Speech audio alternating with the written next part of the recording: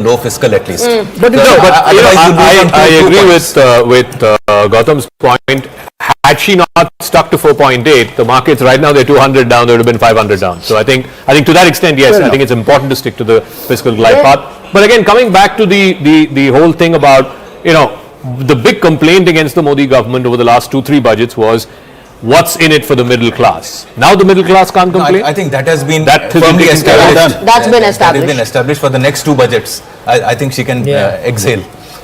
But these other parts, interesting thing on your agri, and it was said kind of in the passing, where the Dhanna Dhanya Yojana, which is supposed to be a result of convergence of various agricultural schemes that exist. That's what she said, and it was said quietly in the passing when she announced.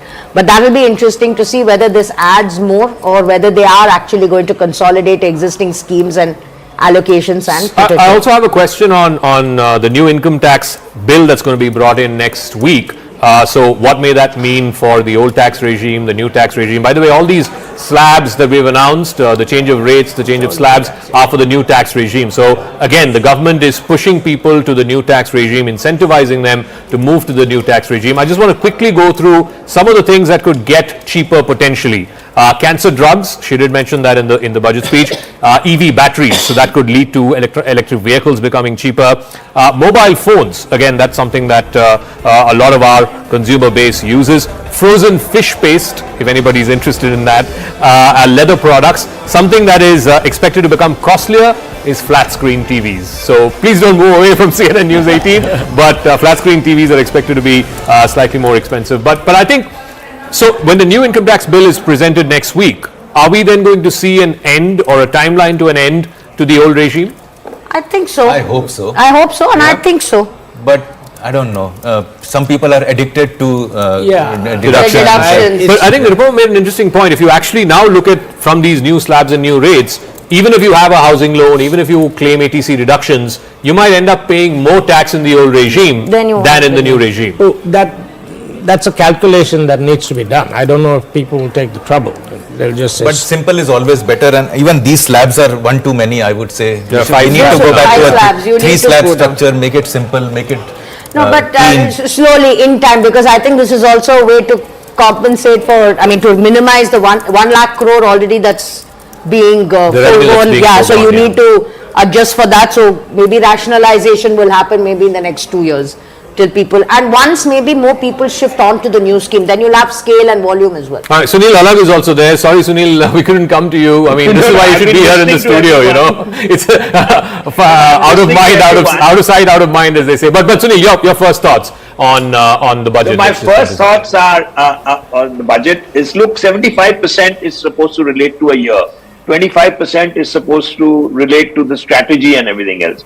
Everything that she's announced is 5 years from today, 5 years from next 5 years, we're going to spend. It's the current budget is very, very important. What she has done, the plus points are, of course, what you'll have all discussed is the tax which has gone. But then she's added that, look, this does not include, various taxes on your, what does it say? That it says that 12 lakhs to 7 lakhs. When your fine print comes out, you are not including what you made on certain items like gains.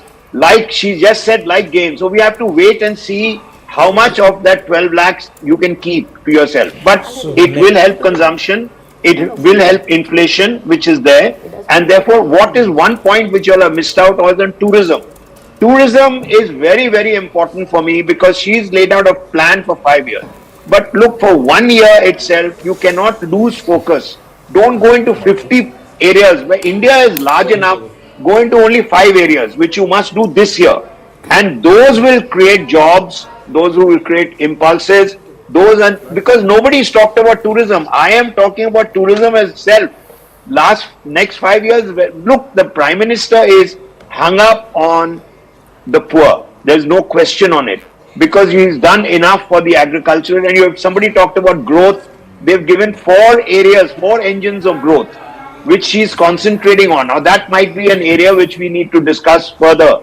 And tourism is very, very important because it creates jobs, it gives income, and we've got 50 areas in India I didn't know we had 50 areas.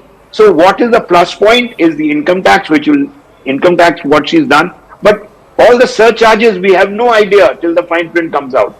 You know, I've been watching Yes Minister and Yes Prime Minister. It's finally, 25 years ago that film came out, and BBC produced it.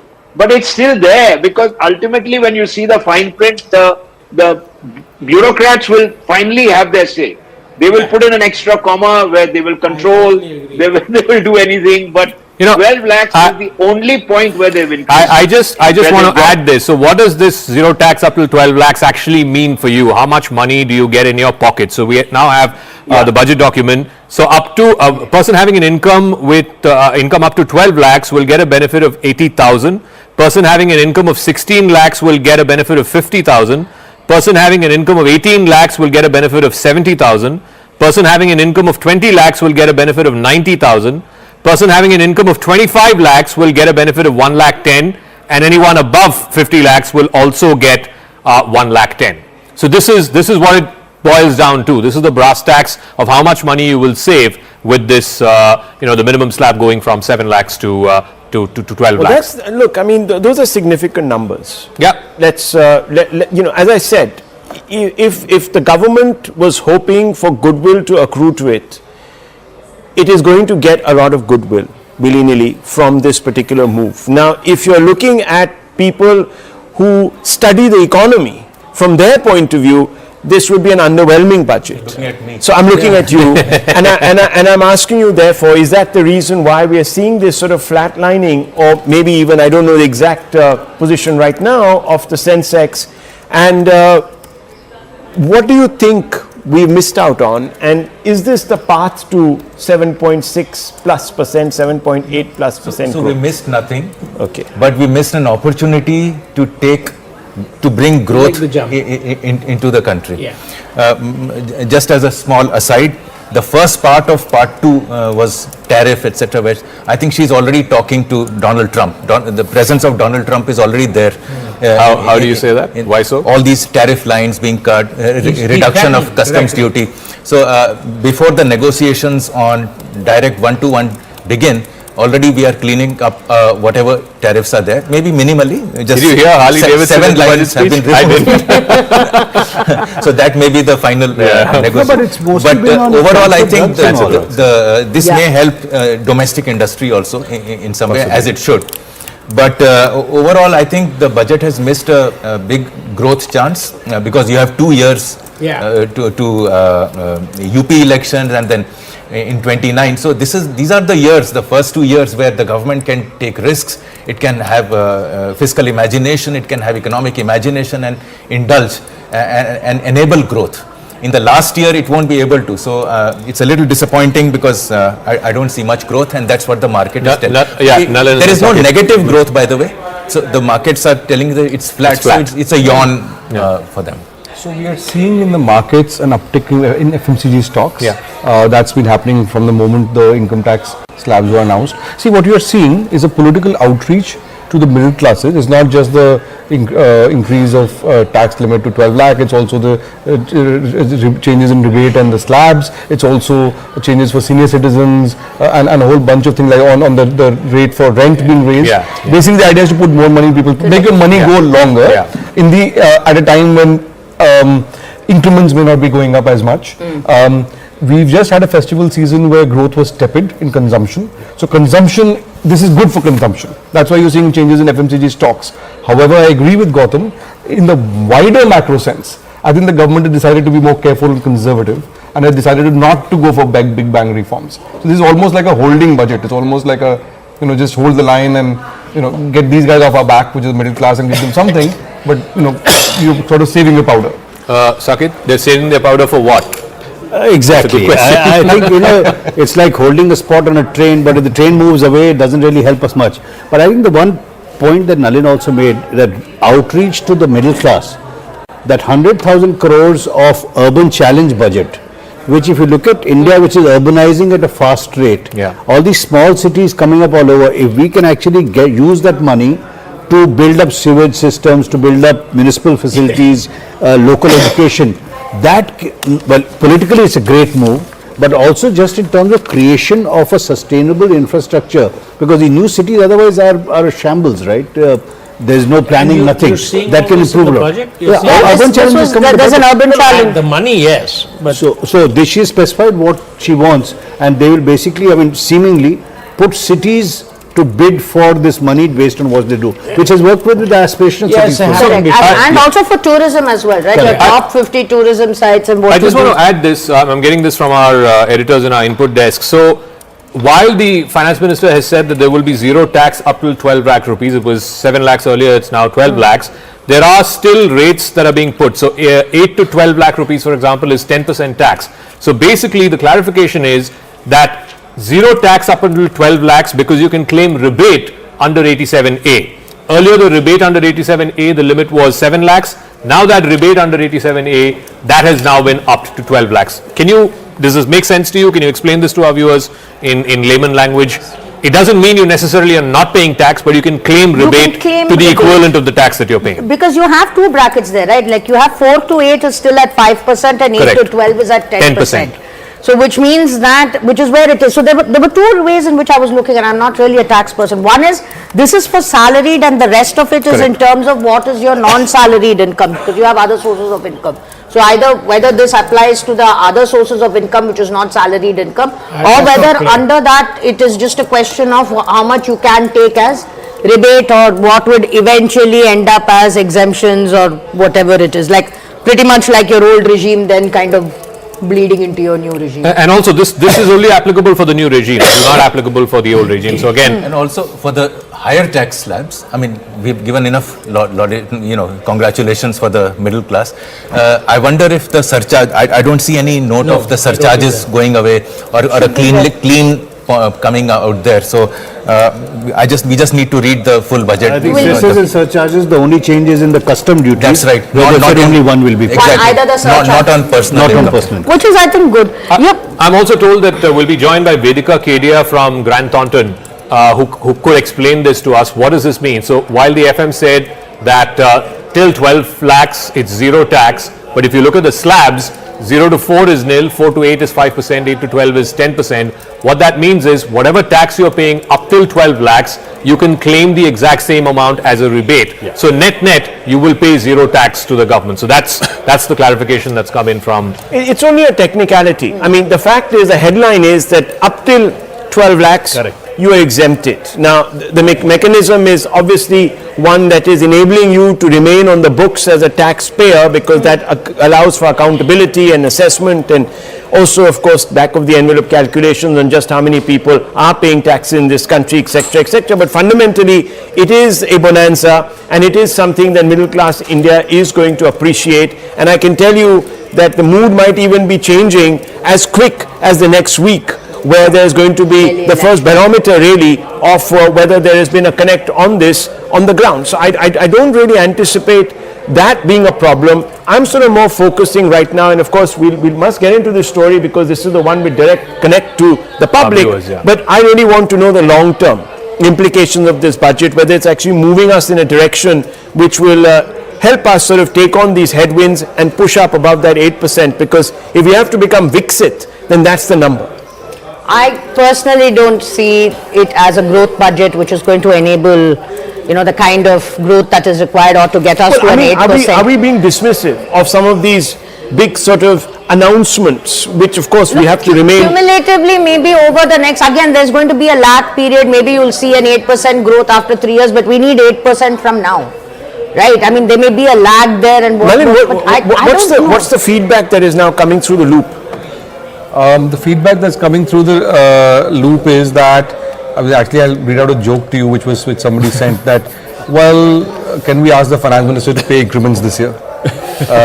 So, that's just a joke, but the point is that it reflects a wider sentiment. I think the feedback that's coming is that India Inc., a lot of people are telling us off the record that, look, this is fine for the middle class, but this is not what we pretty much what know. India Inc. It's tepid. Okay. Vedika Kedia is also now joining us. She's from Grant Thornton, India. Vedika, can you explain this to our viewers? So the finance minister in a budget speech said up till 12 lakhs income there's zero tax, but the slabs still exist. 4 to 8 is 5%, 8 to 12 is 10%, and 12 to 16 is 15%. what does that mean? What does it necessarily translate to? So basically, the finance minister wanted to give the benefit only for middle class individuals whose income is up to 12 lakhs. So they have introduced the benefit or the exemption in form of a rebate and not exactly given a blanket exemption for everyone. So if your income is more than 12 lakhs, say if your income is 20 lakhs, then you will have to follow the slab rates which they have given, and you will be required to pay a tax on your initial 12 lakh income also. It's not like 12 lakhs will be exempt and on other balance 8 lakhs you have to pay taxes only on that. Okay. It will be like you'll have to pay taxes from, so it will be from 0 to 4 lakhs will be exempt as per the new slab rates that's been proposed, and from 4 to 8 lakhs there'll be 5%. So that is how it will be calculated. But if your income restricts only till 12 lakhs, then you will get a rebate of 60,000, which is being given by in form of a rebate and not as a blanket exemption to all the taxpayers. So help me understand this like a layman. If you were explaining this to a 10-year-old, you will still end up paying 60,000 rupees as tax to the government if you're earning up to 12 lakhs, but you can claim that 60,000 back as a rebate. So net you're paying zero tax. Is that what you're saying? It's not that you can claim it back. You can, that it's not like a refund that you get from the At the time of filing. department. Okay, got it. You can claim it at the time of filing. It's a rebate. Okay. Basically, it's not a refund that you get. So also could you explain if this applies only to the new regime? Is the old regime continuing the way it is? Is there anything that we know about Yes. whether the government wants This to? is only to the new regime. This is only applicable to the new regime, not to the old regime. What about phasing out and doing away with the old regime? We were told, I think FY26 or FY27, the government will move out of the old regime. Now we're told by the minister that there will be a new income tax bill that will be introduced next week in Parliament. Do you think that will have some mention of when the old regime will end? We're assuming that should have some mention. Currently, in the finance bill, there's no mention about that, about phasing out the old regime. But yeah, considering that all the changes on all the benefits are being given under the new regime, it is clear that the government really wants to phase out. So we're expecting that within the new income tax bill, there will be some mention about that. So up until last year, and this is applicable for a lot of our colleagues as well, if you were, let's say, in the 15 lakh bracket or the 20 lakh bracket or the 25 lakh bracket, if you had a housing loan and if you had deductions in ATC, it made sense to still continue being on the old regime. But now with this, do you think that might change, that you will actually end up saving more in terms of the lesser taxes you pay to the government in the new regime and not in the old regime? So I think that calculation is still to be done, because we're still looking at the fine print and we're still analyzing what is the tax savings limit. If we actually, take out that ATC exemptions and those interest on housing loan, a part of benefits that were claimed.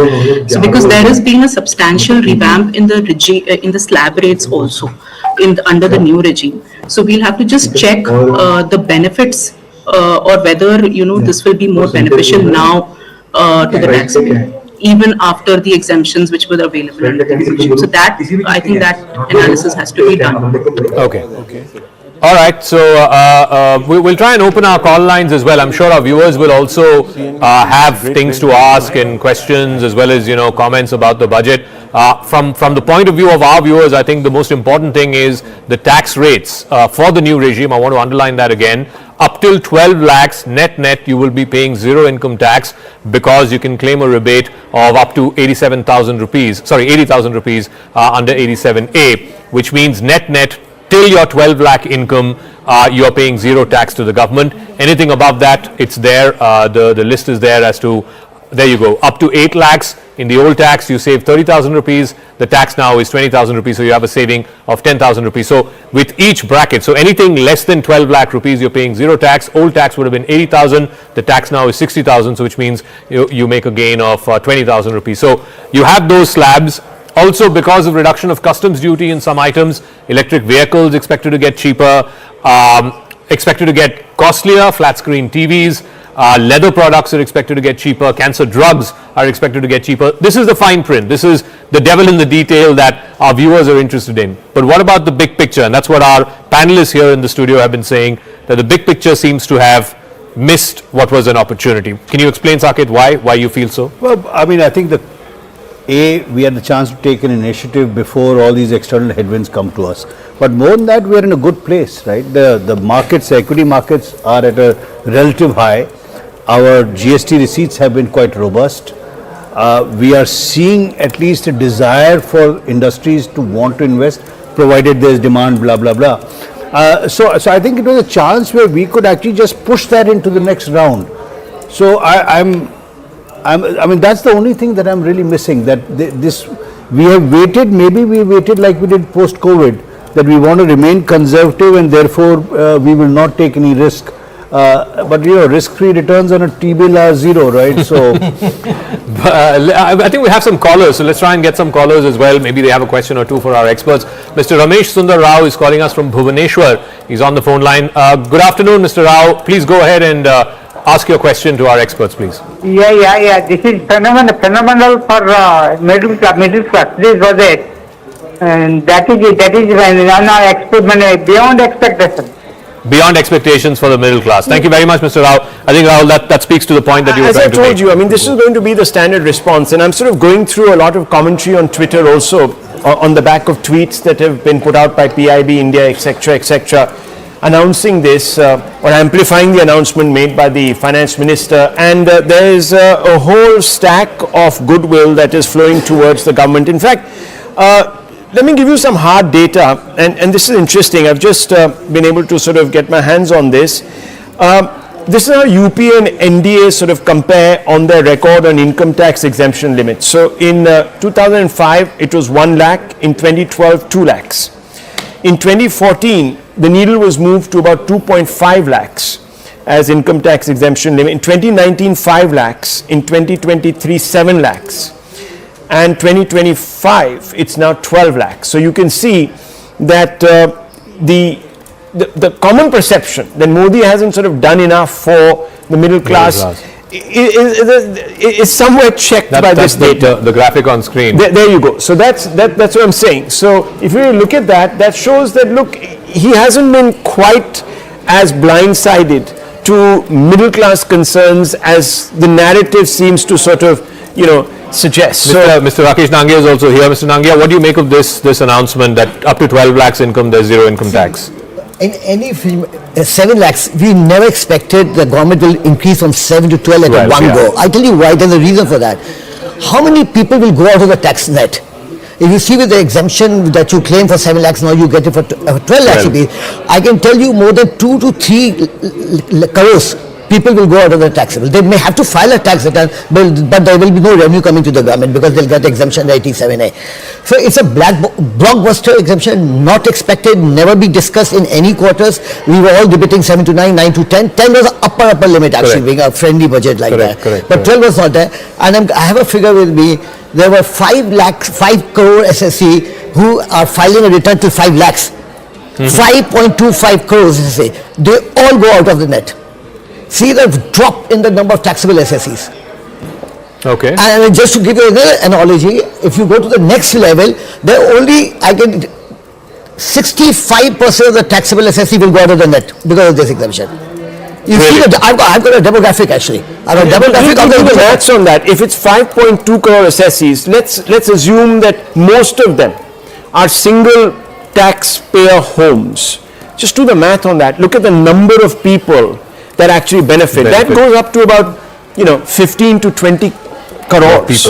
That's a huge number. I have got the exact figure now with me. 5.25 crore returns were filed under 5 lakhs. They all go out of the net. See that? Then for 5 to 10 crore, 1.5 crores. And from 10 to 1 crore, there were 1 crore. So only 2.5 crore will survive. So 2/3 of the people will go out of the net. Okay. So the government always have been fighting in the past. We want more SSCs. We don't want to have 2% of the population. From 6.65, you have come down to 3 today. Okay, we've got a couple of callers. Let's see what their questions are. Mr. Saurabh Jorhat is calling. Sorry, Mr. Saurabh is calling us from Jorhat. Yes, Mr. Saurabh, go ahead. Okay, I want to know, is there any provision for the northeastern states in this current budget? Is there any? Sorry, say that again. Is there any? Is there any provision for the northeastern states? For the Northeast. Okay. All right. Thank you for your question. Prithvi is calling us from Guntur in Andhra Pradesh. Mr. Prithvi, go ahead. Yeah, I have an opinion that this new tax regime is not a big relief, as government charging indirect tax much than before, like popcorn tax. Okay. All right. Thank you very much. Again, this is a direct tax versus indirect tax thing that's been there. But of course, indirect tax is in the purview of the GST Council. But having said that, this whole thing about putting more money in the hands of the middle class, that was a big talking point ahead of the budget. You think the Finance Minister has delivered on that? I think done more than that than anybody expected. Anybody talked, any media talked, any quarter got. None of people talked about 12 lakh rupees. And this is like a big, let's just say, anybody ever said in any forum, no one ever said it 12 lakhs. All right. We also have Mr. Rajat Dhar in the studios, but I'll come to you in just 1 second. I have to go across to CII, where my colleague Kritzween is joined by Mr. Sunil Kant Munjal of the Hero Group. Kritzween. Oh yes, you've already given us the introduction, Zaka. But straight to Mr. Munjal. Mr. Munjal, you know, what's been the big takeaway for you? Everybody's talking about the 12 lakh for the middle class, so it's certainly a big boost, but that kept aside. So, if I look at this budget, and you can actually break it up into different components, and of course, you said, as you said, the important announcement for individuals for across the country is the big tax break.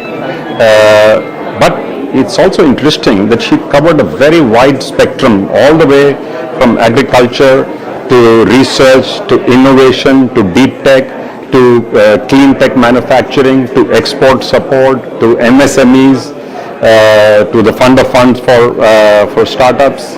But if I look at it from industry point of view, there were 3 or 4 very important announcements which came in there. One, of course, is the financial support, the guarantee support for small industry. In addition to that, the increasing the pace of M&A, setting up empowered group to look at all non-financial rules and regulations in the country. We've been talking about this for 20 plus years now. I think this is a very, very welcome step. Somehow it's missed most people's attention. I'm not hearing any noise about this. I think it's critical because so far, for the last 50 years, we've tried to simplify our regulations. We've only tinkered with regulations, many of them which are over 100 years old. And they have no relevance in today's world. So doing this de novo, I think, is a fantastic move. Of course, we wait to see the direct tax proposal, which will come in the next few days. And from what she said, that also should be a welcome shift because she said they will be simpler, straightforward, easier to understand, easier to implement, and at least half the size of the current act that we have. I also like that we focused on things like nutrition.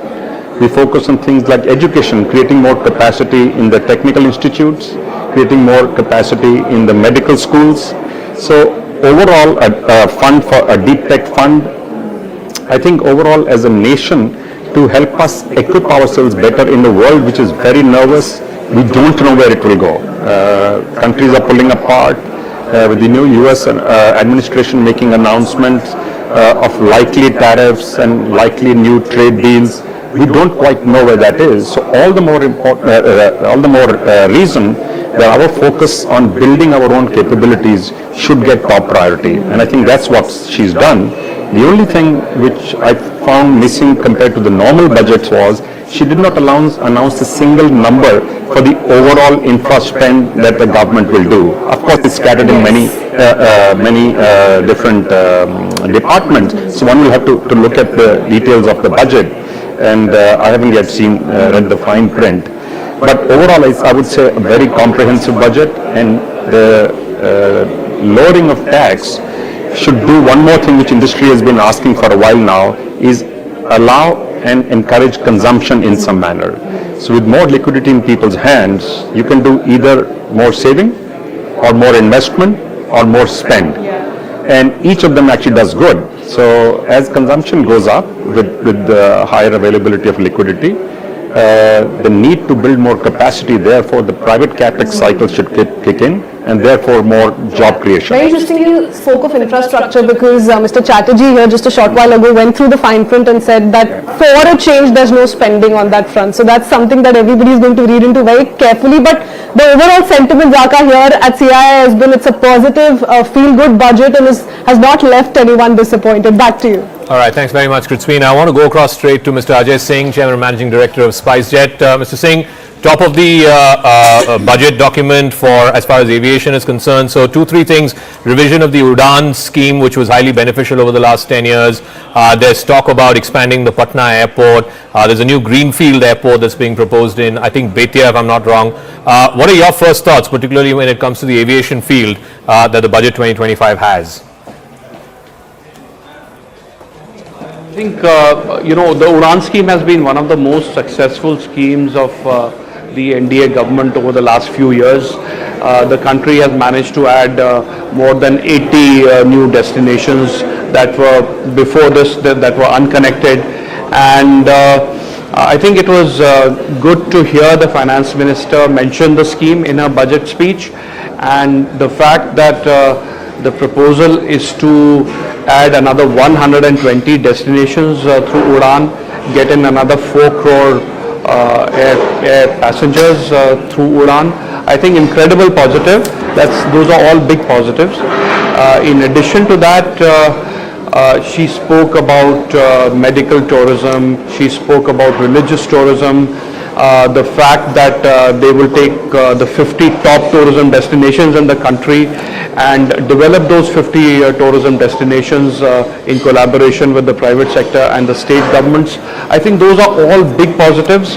I think it's important that the government of India is recognizing the contribution of air connectivity, of tourism, and I think all those are big positives for the tourism and the aviation sector.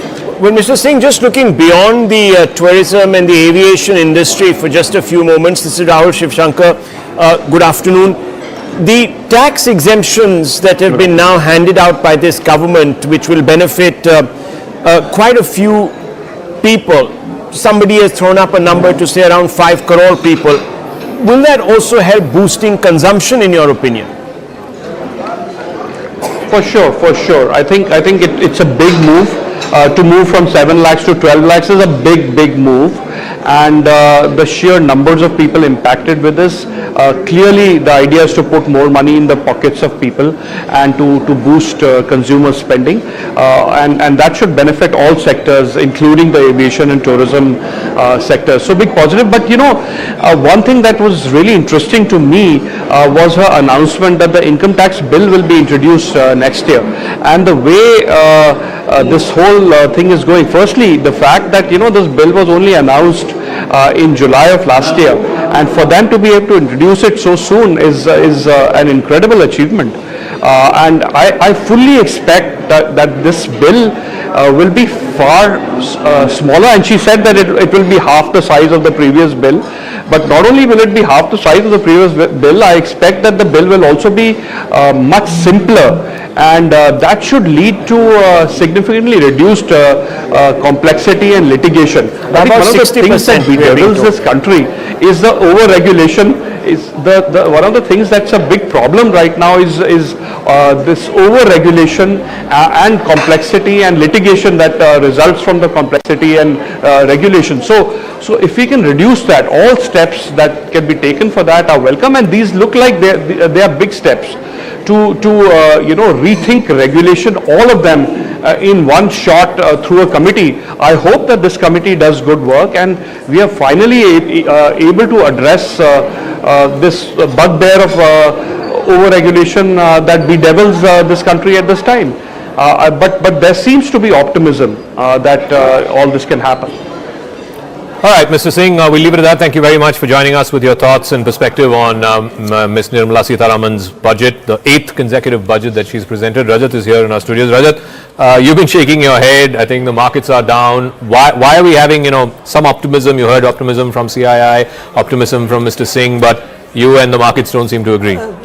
Yeah, thanks. And why I'm shaking my head is that Retailers finally have given a big thumbs down to Nirmala Sitharaman. I am from the money market. What I know and believe is the markets discounts everything. So they have hugely discounted what Nirmala Sitharaman today has come out on the table. So first point primarily is when they say middle class, where they are looking at middle class, where the middle class starts at. If you see just 2 days back, there was a huge debate going on LinkedIn. Somebody was saying the middle class starts at 1 crore or at 10 crore. So now here when we say the retailer, if you just see the demographics of the retailers that are there, they are given a huge thumb down. Why I am saying this, when I left my home for the studio, we were plus 200 points up. When I got seated here and listened to these discussions over here, it is again mid-cap down by 800 points. Now when we say that Viksit Bharat, you cannot have a Viksit Bharat by just doling out exemptions which are not even meeting the inflationary rate of increase in expenses, cost, inflation over the years, when around 30%, 35% of the middle class exposure goes to payment of the EMIs. And you are not negating that. Real estate itself has increased, residential properties have increased by around 21% CAGR over the last 3 years. So the property which was 1 crore is now 2 crore and they are paying nearly double the EMIs, and that EMIs have not been addressed as a part of the exemption here. Okay, that's one particular way of looking at it. Let's go straight across to Amitabh Kant. Thank you for joining us in our studios, Mr. Kant, this afternoon. This is Rahul Shivshankar, with me Zaka Jacob. Very quickly, coming across to you, there are two aspects to this budget. The first, of course, is the immediate impact which is being felt by the middle class. I'd like you to sort of comment on that. Is that enough? Does it go far enough? Will it do what many people are hoping it will do, which is to boost consumption? That's one. And the other aspect is, have we got lost in the headline and therefore we are not concentrating on the larger picture? Is this a budget therefore for growth that will take us beyond 8%? So Rahul, first and foremost, this budget, the attempt has been to provide a fillip to demand, push consumption in a big way, and give away about 1 lakh of crores of direct taxes so that there's greater purchasing power in the hands of the middle class. That, to my mind, was important at this particular point of the economy. But if you look at the overall budget, it's been done in a responsible manner, because the budget also aims at a macroeconomic stability, the fiscal consolidation, because the RE fiscal deficit was about 4.8% and it aims at about 4.4% for the coming year, which I think is being very, very fiscally responsible. Because you also have the challenge of inflation, and therefore you need to do it in a disciplined manner. But the budget also has a very, very strong focus on labor-intensive sectors.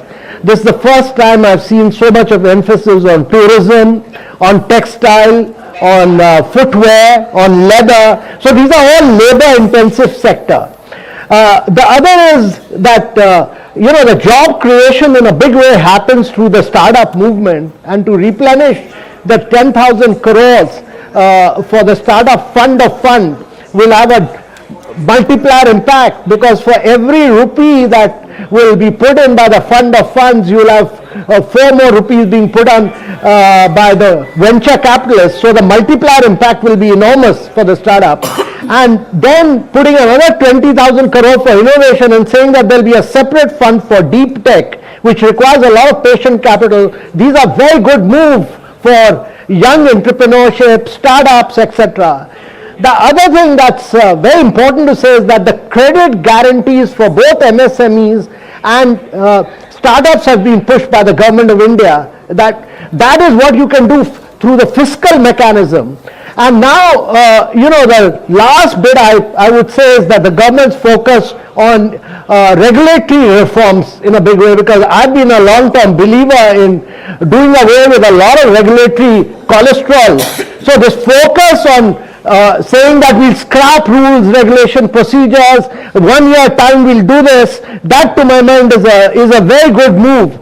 And lastly, I would say making the focus, emphasis on clean tech and nuclear energy are very good moves, because we import enormous amount of solar energy, solar equipments, we do that in electric vehicle, we do that for battery storage. To say that we are going to push for Make in India and all these areas will give you a lot of push towards Make in India, and opening up the insurance to 100% is also is a very progressive move to my mind, because the insurance penetration in India is still very, very low. So that should help you to take insurance to rural areas as well. Okay, Gautam Chikkarmane with a question, but a quick follow-up.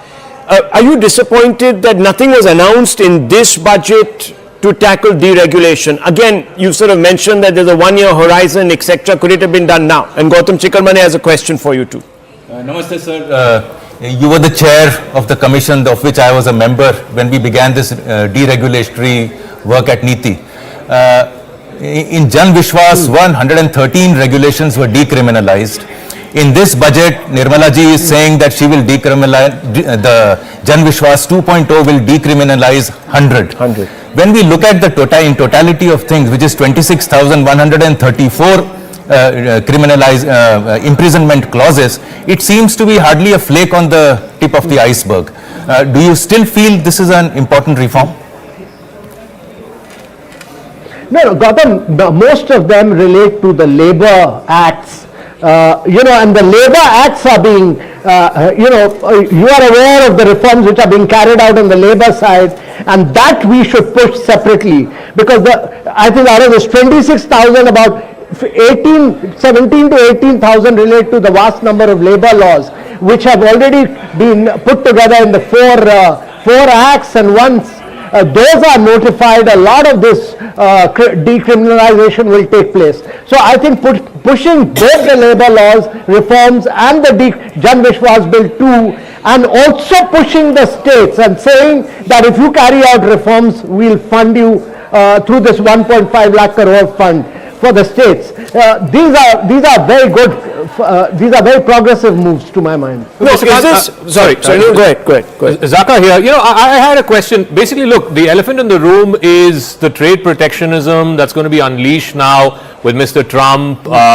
He's talking about Canada, China, Mexico, India also. What does this budget do to address that concern? Zaka, important thing is that your globalization is getting impacted, trade is getting impacted. Important thing is to strengthen your domestic economy. Important thing is to ensure that you are able to build domestic demand. That is what the budget does. Important thing is to make yourself easy and simple. Important thing is to push your own infrastructure. Important thing is to push your own manufacturing, become more and more competitive. That to my mind is really the key to handle any kind of tariff wars which will come in due course. Make yourself domestically so smart and so good by making yourself competitive, and that competitiveness will come from just being totally free of regulatory cholesterol. Just coming back to the point, because I think that got lost somewhere, is this a budget for an 8% growth story, 8% plus growth story? So I think on the finance minister has done a very good job in terms of the fiscal policy. There is the other bit of the monetary policy, because I am a great believer that credit flow to the private sector must be enhanced. India's private credit to GDP ratio is very low at 50%. In United States, it's 220%. It's Korea, it's 180%. So greater flow of credit to the private sector in a systematic, orderly manner needs to improve. The balance sheets of banks have never been so good. The balance sheet of the private sector has never been so good. So now RBI needs to pick up the baton from the budget and take forward the credit flow to the private sector. Okay, well, we're not getting a straight answer to that question, aren't we? The market's perhaps giving us the straightest answer right now is... Thank you very much, Mr. Kant. Thank you so much for joining us. Thank you. Stats to corroborate that. Yeah, okay. Stands to Yeah, collaborate. for example, like Amitabh sir told that he didn't clarify that we are actually heading to 8, but we won't be. Why? When you're talking about competing at a global scale and becoming dominant, we have companies coming out of China preferring Vietnam and Thailand. Vietnam has a corporate tax rate of around 20%. Thailand has 23%. How can you compete when they are even being in this industries which are very competitive to India? No, but our corporate tax rate is 22%. No. In certain cases like forex, foreign expenses होते हैं, taxes लगते हैं on startups. वहाँ पे उन्हें domestic investors के लिए exempt किया है, लेकिन जो फॉरेन इन्वेस्टर्स हैं उनके लिए तो टैक्सेबल है। हाँ, तो वो वहाँ पे आ जाता है। And then second thing would be in terms of the corporate tax rates in terms of certain allied industries that has to be factored in. Okay, we'll take a break at this point. When we come back, we'll open it up again to our panelists. You can call us as well. The number is flashing on your screen in case you have a question on the new tax rates and slabs that the finance minister has announced. The big headline, of course, is zero tax up to 12 lakh rupees. The full import of that we'll try and make sense of right on the other side of this quick break. Keep it right here. And in case you want an ad-free experience, go to our YouTube. It's at CNN News 18, our YouTube channel.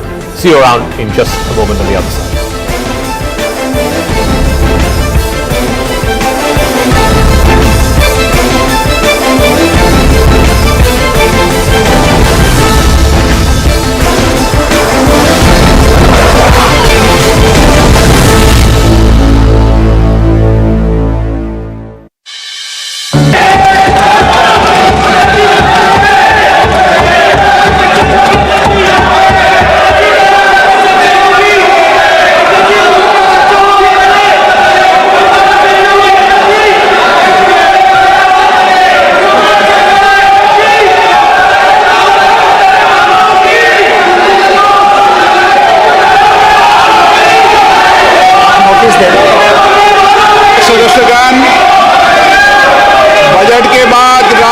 अभिभाषण में आपको पर्याप्त अवसर दूंगा। मेरा आपसे निवेदन है, नहीं माननीय अखिलेश जी, आपने संसद की मर्यादा को आप बना के रखें। कभी बजट भाषण के अंदर इस तरीके का नहीं हुआ, ये उचित नहीं है, ये उचित नहीं है।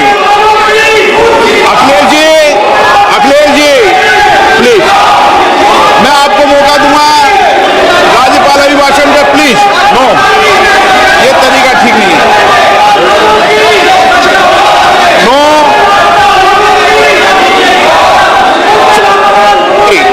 राज्यपाल अभिभाषण पे चर्चा होगी। नो तरीका। Honorable Speaker, I present the budget for 25-26.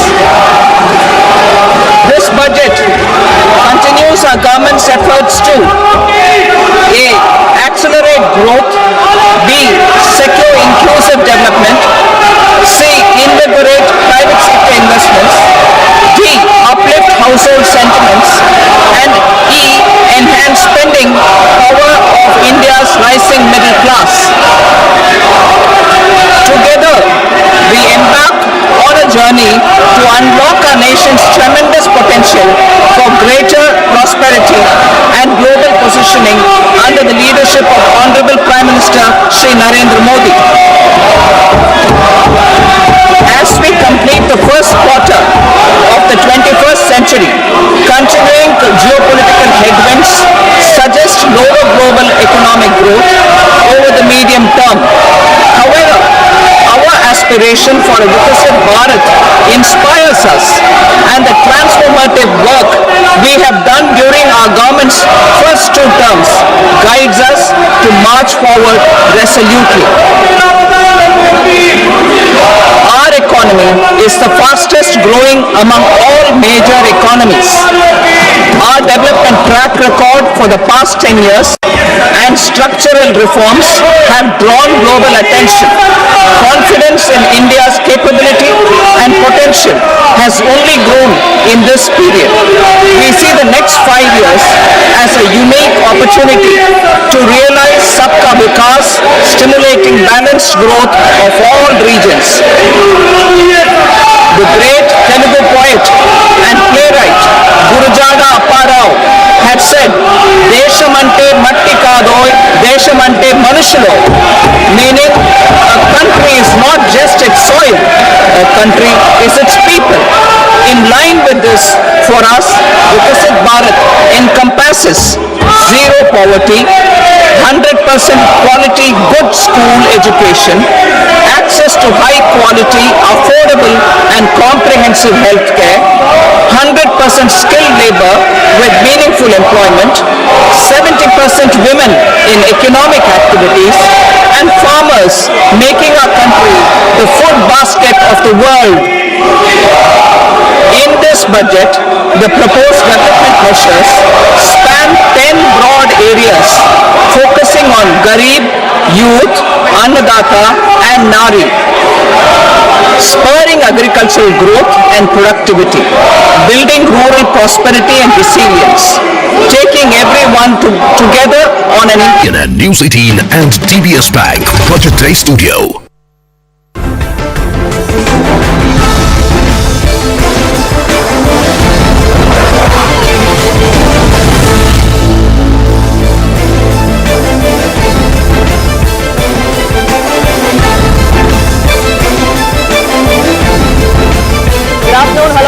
Today we are coming to you live from the CNN News 18 DBS Bank Budget Day studio. We had the Finance Minister just a short while ago present the budget. It's her 8th consecutive budget that she's presented. There's a lot that has come to the fore for the middle class. There's a lot that's come to the fore for Bihar. But is this enough to spur growth? Is this enough to ensure that we're on the right track as far as taking the economy out of its ongoing slump? That's something that we are going to be decoding here. Our guests continue to be with us on this broadcast, but the most important bit that every viewer, at least tuned into our broadcast, wants to know is how does this make a difference to my life? Because there is a lot of change that has come to the fore to the tax slabs, but there is now an old regime, there's a new regime, there is some changes to a newer regime, so to say, but there could be the Income Tax Act that comes to the fore next week.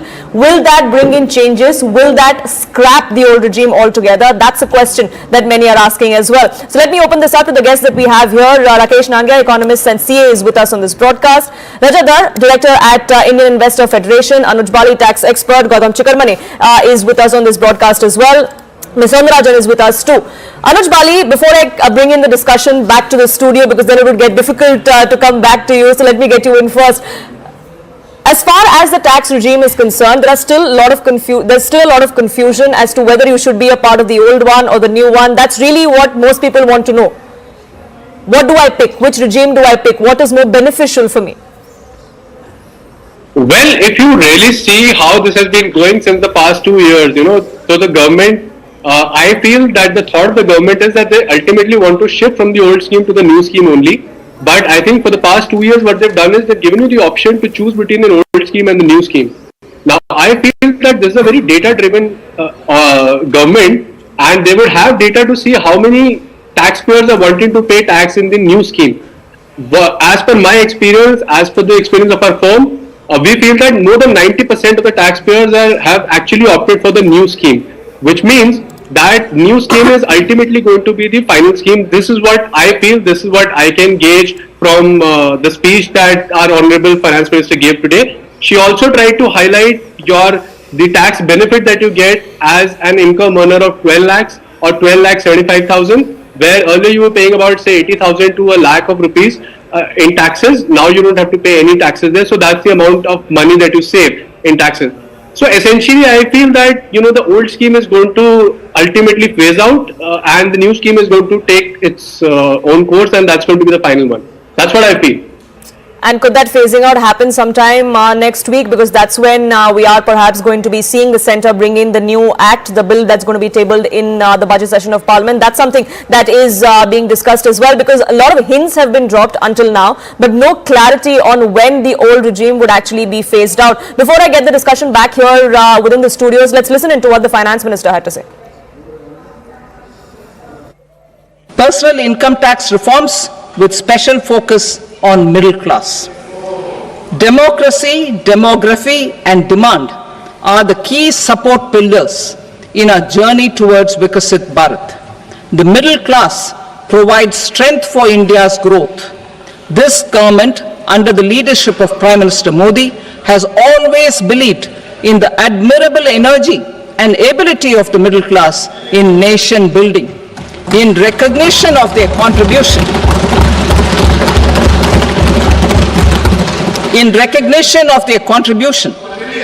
we have periodically reduced their tax burden. Right after 2014, the nil tax slab was raised to 2.5 lakhs of rupees, which was further raised to 5 lakh rupees in 2019 and to 7 lakh rupees in 2023. This is reflective of our government's trust on the middle class taxpayers. I am now happy to announce that there will be no income tax payable up to income of 12 lakh rupees. To taxpayers up to 12 lakh of income, other than special rate income such as capital gains, tax rebate is being provided in addition to the benefit due to slab rate reduction in such a manner that there is no tax payable by them. Nirmala Sitharaman, let me get you in, because the idea, of course, by doing this is to ensure that there's more money in the pockets, there's more money in your hands to spend it, to spur consumption. But is that enough to try and get us out of the slump that we seem to be in? No, I don't think this is enough. I think this will add certain amount of impetus, certainly, and I think it's a great break for the middle class, and something that the middle class has been asking for a lot. But if you ask me, this is going to take us to an 8% growth rate. I don't see anything in the budget that will take us to a 8% growth rate. True that there are small nuggets here and there which are great, especially what's being done for tourism is fantastic. There's a focus whether in terms of developing your, the smart city equivalent, the urban challenge that is there, and the fund that is created, also excellent if it's been implemented well. The fact that credit guarantee for MSMEs has gone up is also fantastic. The duty structure adjustment, all of that works. But none of it is, I think, big enough to actually drive our growth rate to what it needs to be, given the kind of employment we need to create, given the kind of targets we've set for ourselves, and given what we deserve to be at. So I think the budget misses a very big, whether it's a wait and watch, but the question is, what really are we waiting for in order to make that push? Gautam Chikkarmani, do you concur? Do you think that more could have been done? Was there elbow room for more to be done? Yeah, there was. But I disagree with your framing of the question. We are not in a slump. Sure. We have just slowed down a bit from 7.5 to 5. Sure. So we are still the world's fastest growing economy. Although earlier we were growing faster by 2 percentage points, now we are growing by 1 or 2 basis points. That's the only difference. But otherwise we are okay. Is it adequate? Does this match the potential? Absolutely not. We should have done more. The budget could have done more, and I'm not saying the stock market is the only indicator, but all the indices, sectoral indices are down except 3, which is FMCG. For instance, companies like ITC, Colgate, Britannia, consumer durables, which is like Crompton Greaves, Whirlpool, and realty, which is Shobha, Lodha, DLF. So I think this money in the hands of the people, which is about 80,000 for up to 12 lakh, 12 lakhs, then yes. 70,000 next, and 1.1 lakh after that, which broadly comes out to about 6,600 to 9,000 rupees per month, will get consumed in, or that's what the market expectation is in these industries. But the kind of growth that India needs, the kind of imagination that India deserves, is not visible in the budget. It was visible in her earlier budgets. So the fact that lack of visibility in this budget is disappointing, although budget is not the place where you do non-budgetary stuff. You just make these announcements. So since those announcements are missing, I can only hope that they come at a subsequent, in some other policy decisions. But so far as this goes, the middle class it's excellent. It is unbelievable, actually. It is beyond expectations. So that part is very good. And that comes along after many budgets where the middle class was left wanting. That's right. That's right. So I think full credit to Nirmala Sitharaman ji on reducing taxes for the middle class. But other than that, it's a business as usual kind of a budget. I wouldn't say it's a bad budget. It could have been a better budget. That would be my only. So there was room to do more. We have some callers that are joining us on this broadcast as well. But before I get them in, Nainal Kidwai, ex-president of Ficci, also joins us here. Thank you so much for speaking with us here on CNN News 18. Your first impressions of the budget, ma'am?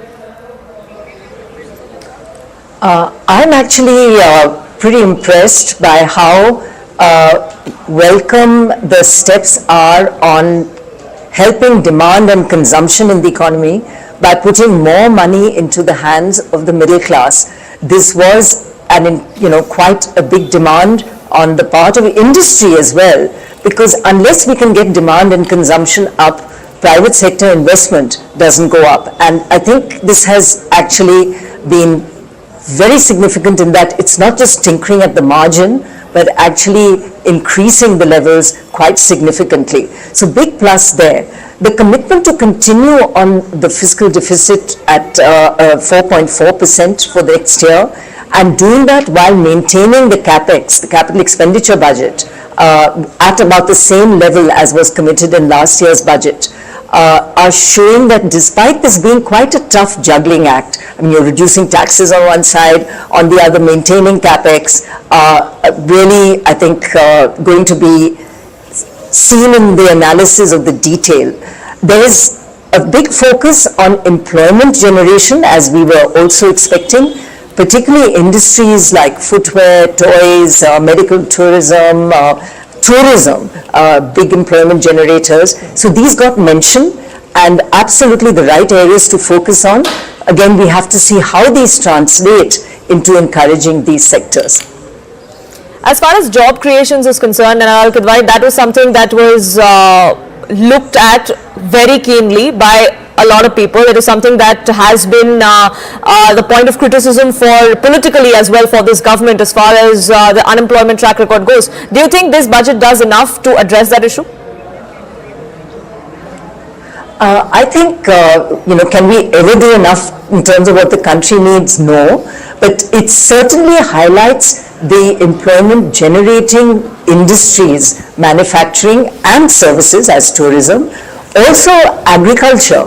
And there was quite a focus on agriculture, increasing productivity, and all of that which helps in terms of productive employment in agriculture will again bring better employment and also better income into the hands of our individuals. So I think the direction is right. Whether enough or not, a lot will depend on how quickly we can implement this.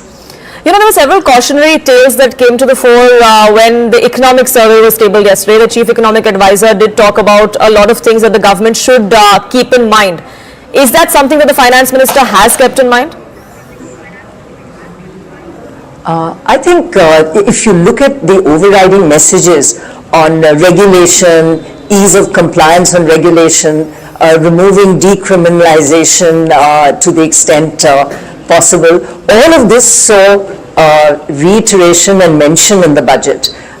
There's clearly an effort towards ease of business, improving regulation, and the finance minister mentioned trust in the hands of those that are regulated, so that people are treated on a relationship where if you file your tax return, that there's trust that you are doing it, rather than, we can only scrutinize you again and again to make sure that you haven't missed that last rupee.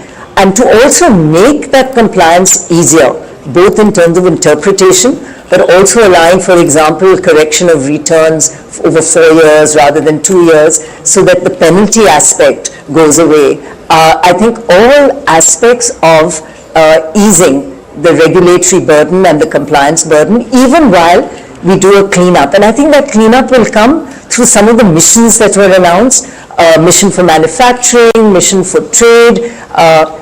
The idea of these would absolutely be to enable ease of doing business and also improving the regulatory frameworks, which saw so much mention in the economic survey. Job creation was a big one in the survey, and I think that sees a lot of resonance through the budget as well. Now, Kadwai, thank you so much for speaking with us here on CNN News 18. Now, we have our viewers calling in as well. Several questions remain as far as the tax regime goes. Aparna from Jamshedpur is with us on this broadcast. Aparna, you have a query. Do you have an opinion about what the Finance Minister announced? Aparna? We'll try and get you more voices, but Malini from Chennai is with us as well. Go ahead. Morning to everyone in the panel. My first question is regarding the Aam Aadmi Care, that is the income tax slab. Normally, even domestic people are earning, even domestic servants are earning 1 lakh per month. That has been kept in mind by the Honorable Finance Minister, and the income tax slab has been fixed to a great level. It's a welcome sign. It is for the Aam Aadmi up to the middle class, upper middle class are being taken care of very well, one thing. Number two is focus on employment. Now the bigger erection is on the corner, much focus is on the bigger development. That is also a welcome sign. Apart from that, Northeast has been again taken care of. That is the tribal area which has been given input, like the, opposition is cornering the government, they for only the high people or the rich. It has shown, it has proved that it is for the common and also upper middle class tribals. And it's a welcome. The Modi government is doing extremely well, and welcome to the budget, and also hats off Modi ji and the Finance Minister. Thank you. Thank you so much for calling in. Let's bring it back to our studios. And Rajat, I want to ask you this, as far as the Aam Aadmi is concerned, that one salaried class taxpayer seems to be placated. Is there investor confidence as well with this budget? Frankly speaking, investor confidence is not there with the budget, because it is, I would say it is a little too late, because primary aspect that I still say and reiterate that has not been covered is two aspects. First, on the home loan interest that is being paid out, because the property prices have technically doubled in year or a 2-year period, and 30% of the outflow happens to the home loan EMIs. That has not been addressed. When you're talking about health and life insurance GST, that has not been addressed. Why I am saying this, normally countries, whether you talk about developed or even the other, the aspirational value is the state should take care of its residents.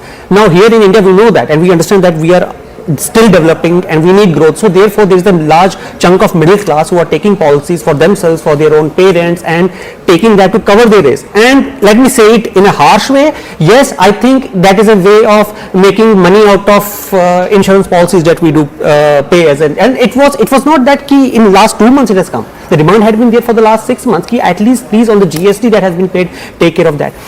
Yesterday the news has come, if I am not wrong, Tata Motors in the electrical vehicle segment had become profitable as an entity without PLI being accounted for.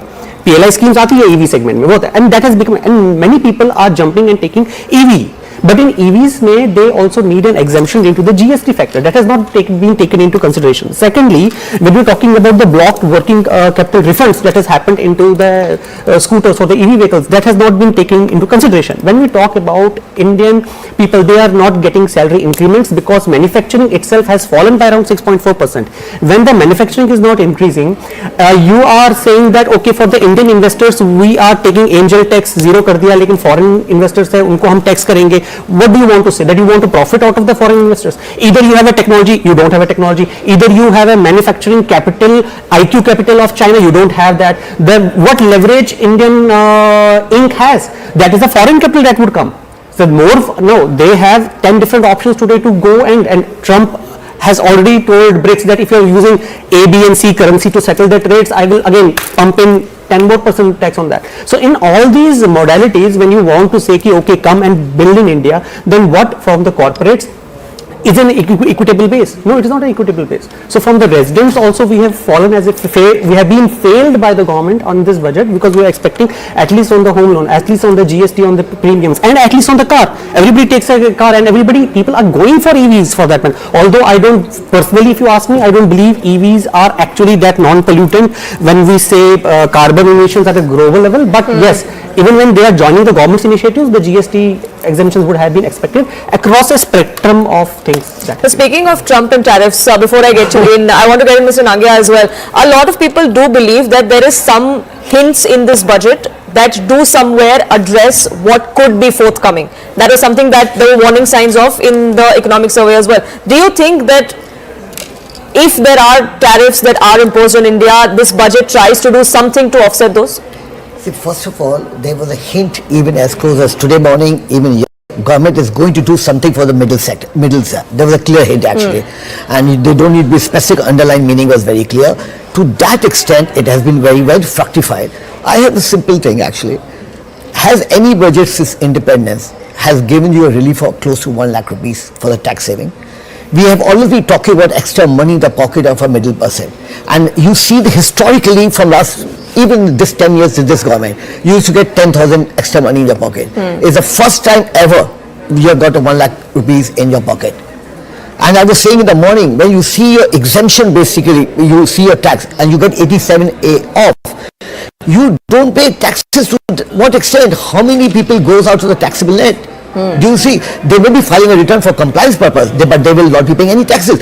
This is running into crores. Have any steps ever been taken in the past like that? I share with you a little bit of disappointment, but is also important. Let's take a little bit of thing which has not been satisfied basically. One is we expect a little bit more on the manufacturing side, a more boost on the manufacturing side, because they are a little lagging behind. Manufacturing is a core part of a GDP of the country, and it is lagging. With service sector, we are close to 35% of GDP. We should have been more. So there should have been something more on the part of it. It's not they have done it something, but they have done to the expectation is concerned. Second is one thing which is the biggest disappointment, which I think has not been less talk, is the capital expenditure. Now you see last year there was 11.11 lakh crore which was supposed to be spent on the work. And you go back, you just take a rewind back. There used to be almost like 20-25% of growth coming since last 5-7 years, which are coming. Last year was only 10%. This year it is close to 5-7 odd percent actually. There is one thing, they have not been able to spend that money. They said it in the last budget, if you need money, we'll give you the money. And but even at 10 lakhs, 11 lakh crore is a substantial amount of the money which the government has been spending on it, which is close to 26-27% growth on a year-to-year basis, which is not seen in any part of the thing. So that part I agree with you. Disappointment, you should have given more thrust to the part. So the less money is coming in, but in standalone, 11.11 or 11.12 is still a very big and substantial amount of money is concerned. And I think one more could have been addressed. The government has addressed it, but we need to really dissect it. Is on employment. Unemployment is a little bit an issue, but there has been a good gainful employment. If you see the yesterday's survey, there has been a drop in last 10 years of more than half of the unemployed people. 50% drop is there in last 10 years. So I don't have the exact figures, but could have been a little bit more, would have been an extra effort. But from personal income tax point of view, sorry, I will be happy to talk to him on offhand on a lot of things which I could answer these questions. You have to see this is a budget. It's a budget which is dealing with a different matter. It's dealing as a country as a whole. It can't deal with one specific policy, one specific person actually. So you have to see historically as a country, have they dealt with the majority thing? Answer is yes. The expansion checklist of 10 has at least managed to tick off say 7 or 8, and if that's something that has been done, then perhaps we could count it as a budget that we can do with. You had a point to make before I get in a viewer who's just called in. No, I think just to react to what Rajat also said, I think a lot of the GST related bits usually don't come out in the budget. They're left to the ambit of the GST Council. So maybe you will see that happening over the course of the year, through their meetings. But I think that was the limited point I wanted to make. And as far as the rest is concerned, sure, I mean, they will all have an impact as far as the economy is concerned. For middle class, it's brilliant, and I think it's been great signaling, and it's much needed. So on that front, you need to be very happy. But on the rest, I think, as you said, could more have been done? Certainly. And is that something that we feel after every budget, that sure, something more could have been done? I just want to answer the question you had asked earlier, but it got distracted, which is that on tariffs. I think the first part of part B, she is talking to Donald Trump directly. She has removed 7 lines of tariffs. She has removed 36 she has removed customs duty on 36 medicines. So in fact, a large part of the first quarter or first 1/3 of part B of her speech is devoted to tariffs. She's sending a signal that India is ready to negotiate on tariffs with Trump, and I think that's a good step. We don't need to get animated about it. and all these threats that India is a tariff breaker and this and all those labeling that Trump has been doing, she's addressing it, and I think it's smart addressing, and yet she has left scope for negotiations which will soon follow, maybe on automobiles or some other. And the timing was important because we have the Prime Minister going to the United States in a few weeks from now to meet Donald Trump. So the signaling was important to be done as far as the budget goes. This is technique is only for people like us who will get all this, but when you step back from the budget for a large number of people, I completely agree with him. This is beyond expectations. And I disagree with you, sir, on the real estate. Real estate prices may have gone up, but then you move away. I mean, that's an asset thing. It happens everywhere in every asset. In stocks, the market value goes beyond its earnings. Many things happen. And if you cannot afford a house in, let us say, Johor Bagh, then you move to Karol Bagh or you move to Noida. So I think it's unfair to... so when you have a housing for all, that goes for lower section of the society, but once it comes to the middle class, we can have all the excuses for us. Don't go there, don't do this. Okay, government is taxing you on GST, let that. On the medical policy, be it. Don't take a policy. Go for the... Sure, but maybe this is the case if you can't be at the mercy of the eat your cake and have two. It's just perhaps that's what's coming in with this debate, with this budget, like it perhaps comes in every single year. Unfortunately, I have to take a quick pause here. I request all of you to stay on with us. A quick break. We'll be back in just a few minutes.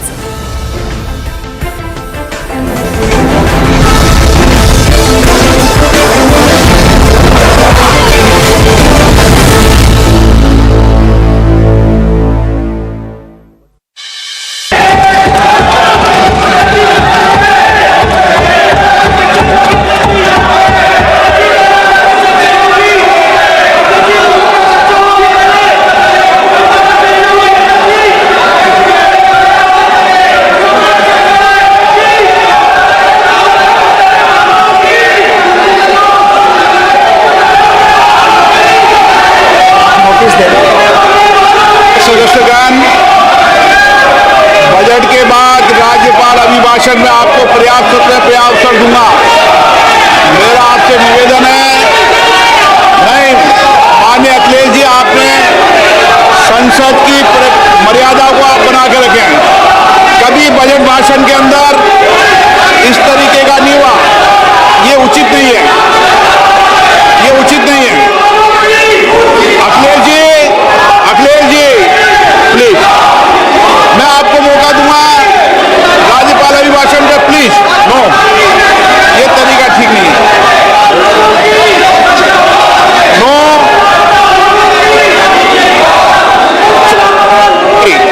राज्यपाल अभिभाषण पे चर्चा होगी। No तरीका।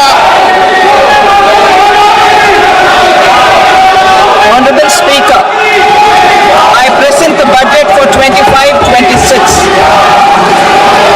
This budget continues our government's efforts to A. Accelerate growth, B. Secure inclusive development, C.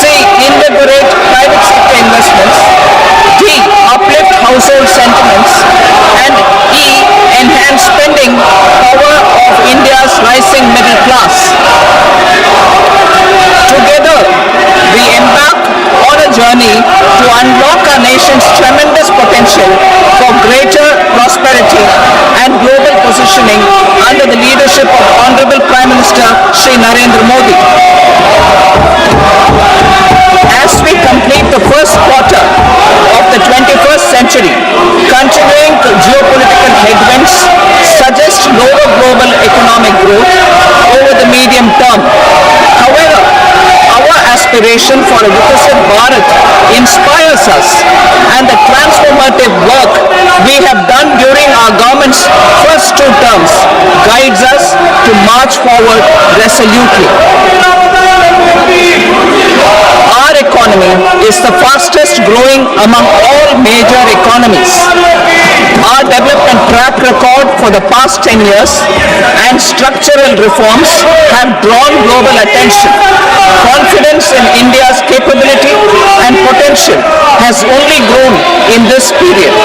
We see the next 5 years as a unique opportunity to realize Sabka Vikas, stimulating balanced growth of all regions. The great Telugu poet and playwright Gurujada Apparao had said, Deshamante matti kadoy, Deshamante manushalo, meaning a country is not just its soil, a country is its people. In line with this, for us, Viksit Bharat encompasses zero poverty, 100% quality good school education, access to high quality, affordable and comprehensive health care, 100% skilled labor with meaningful employment, 70% women in economic activities, and farmers making our country the food basket of the world. In this budget, the proposed development measures span 10 broad areas focusing on Garib, Youth, Annadata and Nari, spurring agricultural growth and productivity, building rural prosperity and resilience, taking everyone together on an inclusive growth path, boosting manufacturing and furthering Make in India, supporting MSMEs, enabling employment-led development, investing in people, economy and innovation, securing energy. CNN News 18 and TBS Bank Budgetary Studio.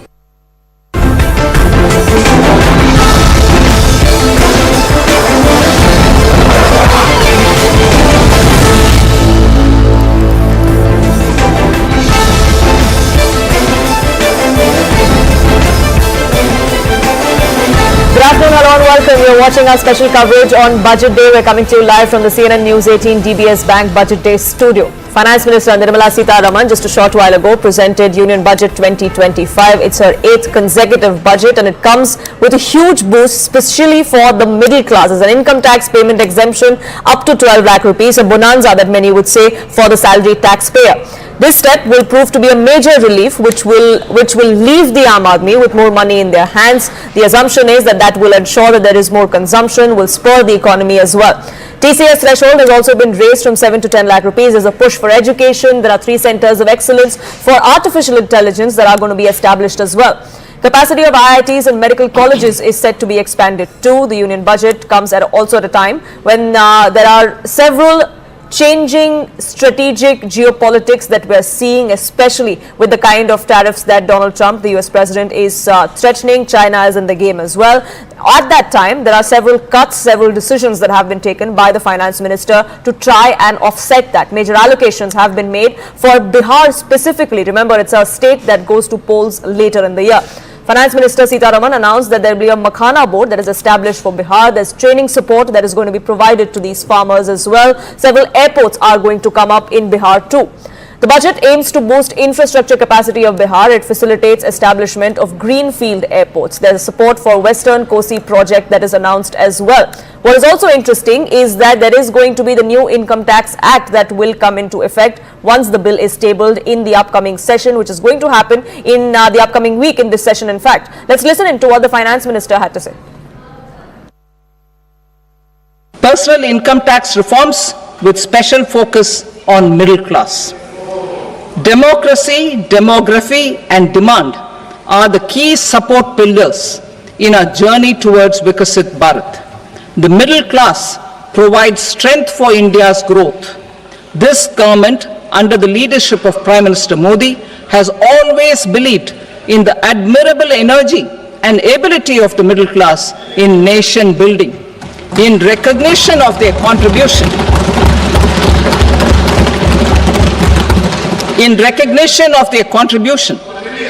we have periodically reduced their tax burden. Right after 2014, the nil tax slab was raised to 2.5 lakhs of rupees, which was further raised to 5 lakh rupees in 2019 and to 7 lakh rupees in 2023. This is reflective of our government's trust on the middle class taxpayers. I am now happy to announce that there will be no income tax payable up to income of 12 lakh rupees. Let's open this up. Kailash Adhikari, MD Governance Now, is with us on this broadcast. Rajat Chopra, founder and CEO of Bankers Club, is with me here in the studio as well. And we are also taking your calls live on this broadcast. The numbers are flashing at the bottom of your screens because the salaried taxpayer has got a major relief today. But there are still some questions that remain as to what's beneficial, which regime to pick, how much exemption are you going to get based on which regime. Is the old regime going away altogether? All of those questions will be answered here. At least we'll try to do so if you call in with your views, with your questions on this broadcast. But let me ask Rajat Chopra first this. Your first impressions of the budget. Do you think this is a good budget? I think it's clearly a common man budget. It's clearly a common man budget where, you know, the emphasis have been in terms of increasing their purchasing power, consumption by reducing the slabs to that so that they can make more money in their hand. But at the same time, I would say that once the common man budget, it's clearly a Viksit Bharat budget, it's clearly a MSME focused budget, it's clearly a sectoral focused budget, but a lot depends, Poonam, now on the execution of this. You know, while we have good schemes at the center level, how they percolate to the down in terms of the real money in the hand with the MSMEs or the common man, I think that will make a large difference. And I think it's time for us. I think in last 10 years, government has set the stage for the country to be at the global forum. But eventually, what will take this to a next level is how these beautiful schemes are benefiting the real MSME, are benefiting the real common man. Saving a lakh of rupees under this new regime definitely helps them. But at the same time, how MSMEs are progressing, the 7 crore MSMEs are progressing in terms of the ease of business, in terms of the ease of availability of capital at the right ROI, I think that will make a real difference, because if they are not able to prosper, the prices will never come down. The money that I am saving as a common man will not be a very kind of meaningful money which in my you perhaps hand. Won't save at all. All of that, that you have extra money in your hand would end up getting spent. It's all correlated. It's all a vicious circle. Correct. And before I get in Kailash Adhikari as well, I'm just tossing across to CII where my colleague Christine Walia joins us.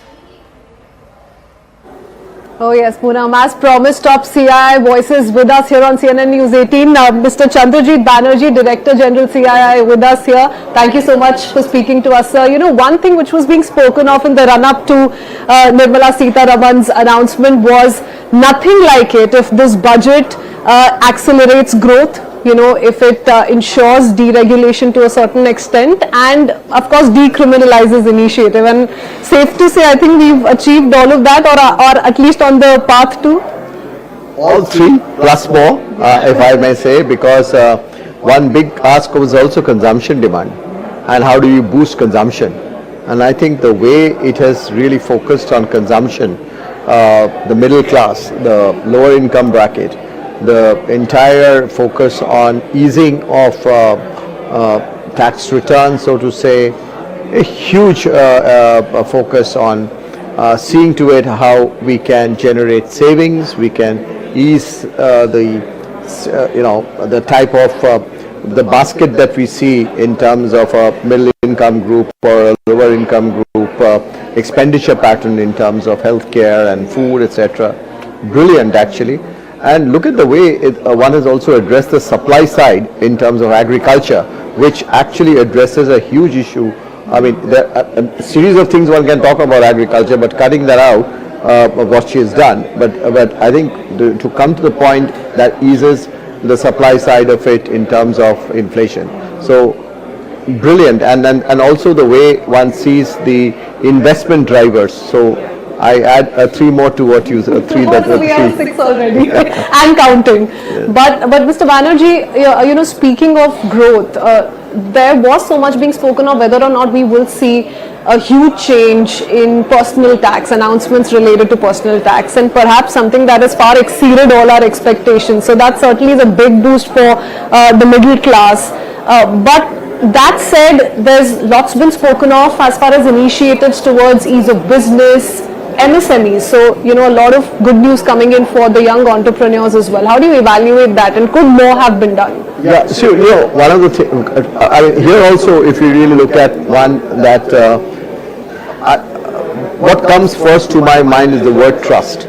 the trust on business, and I think that's a big thing. Janavas Biswas That's what the FM said, trust first, scrutinize later when she was speaking in the context of So that's a very big booster as far as the small, mid-sized companies are concerned, even large companies, of course. The second area is, if you see the type of sectors that one has covered in terms of ease of doing business, more of decriminalization. That again shows that the government is willing to do more in terms of making it easier to do business. It is also talked about an indexing of states in terms of which is friendlier in terms of investment destination. And it is also mentioned about that it will look at this entire gamut of regulatory framework and how to ease it. So a huge element of letting not just large but mid-sized and small businesses come in.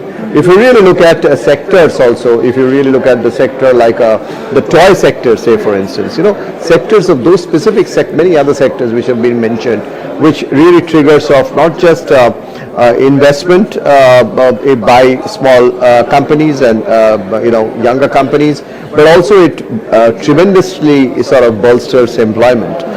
So both pretty well covered. Do you sense, Mr. Banerjee, a little bit of a shift from the conventional? We would see huge announcements around infrastructure. So has there been a gradual shift, would you say, or some sort of experimenting, perhaps testing the waters that's being attempted by the government and giving more to the common man, increasing their spending power, giving more to businesses, innovators? I see that in a way like, CapEx has been, government has done the heavy lifting post-COVID tremendously. But I don't see that it's been, completely out. I see the focus being much more qualitative. There is focus on rural, there is focus on digital infrastructure. There has also been, the state's participation, which was really critical and important. The 50-year loan-free, interest-free loan. That's an important, announcement that has come in. If you really look at again the capex which has been directed towards rural, these are all very critical, and through the consumption demand which spurs. In private sector demand also brings in the prudence. It is shown also to balance with the fiscal prudence, but I think all of this will help crowd in the private sector investments. So private sector is not only getting an opportunity to bring in its investment because the opportunities would be more, but it is time for the private sector also to play what it has been said in the economic survey and has been emphasized in rather opportunities being put up in the budget for participation. Also, I think the integration that we're going to see going forward with states is also a key aspect. Perhaps you've not seen so much of focus on this particular coordinated effort in the past budgets. Correct me if I'm wrong. How do you see that playing out? I think this government has focused a lot on cooperative federalism, comparative federalism earlier too. But what's happening now is the next set of work, reforms, infrastructure development, are all really with the states. The states need to play a part also in terms of exports, which was also there quite strongly mentioned in the budget. So the role of states is strong, and here the states would have to be folded in. They are being taken along. But then at the same time, they also need to understand that if they compete on areas, they would also end up being stronger in terms of not only generating employment in their state, but also being a very strong investment destination. Thank you, Mr. Banerjee, for sharing your thoughts. Let's see how this plays out. A very interesting, positive budget overall indeed. Back to the studio. For that, Christine, before we get in our expert comments here, there's some breaking news that's now coming in as far as relief for the salaried class, for the salaried taxpayer is concerned. Government sources are now telling us that over 85% of personal income taxpayers are going to be benefiting from this announcement that has come to the fore in this budget. They are not going to be needing to pay any income tax under the new regime now.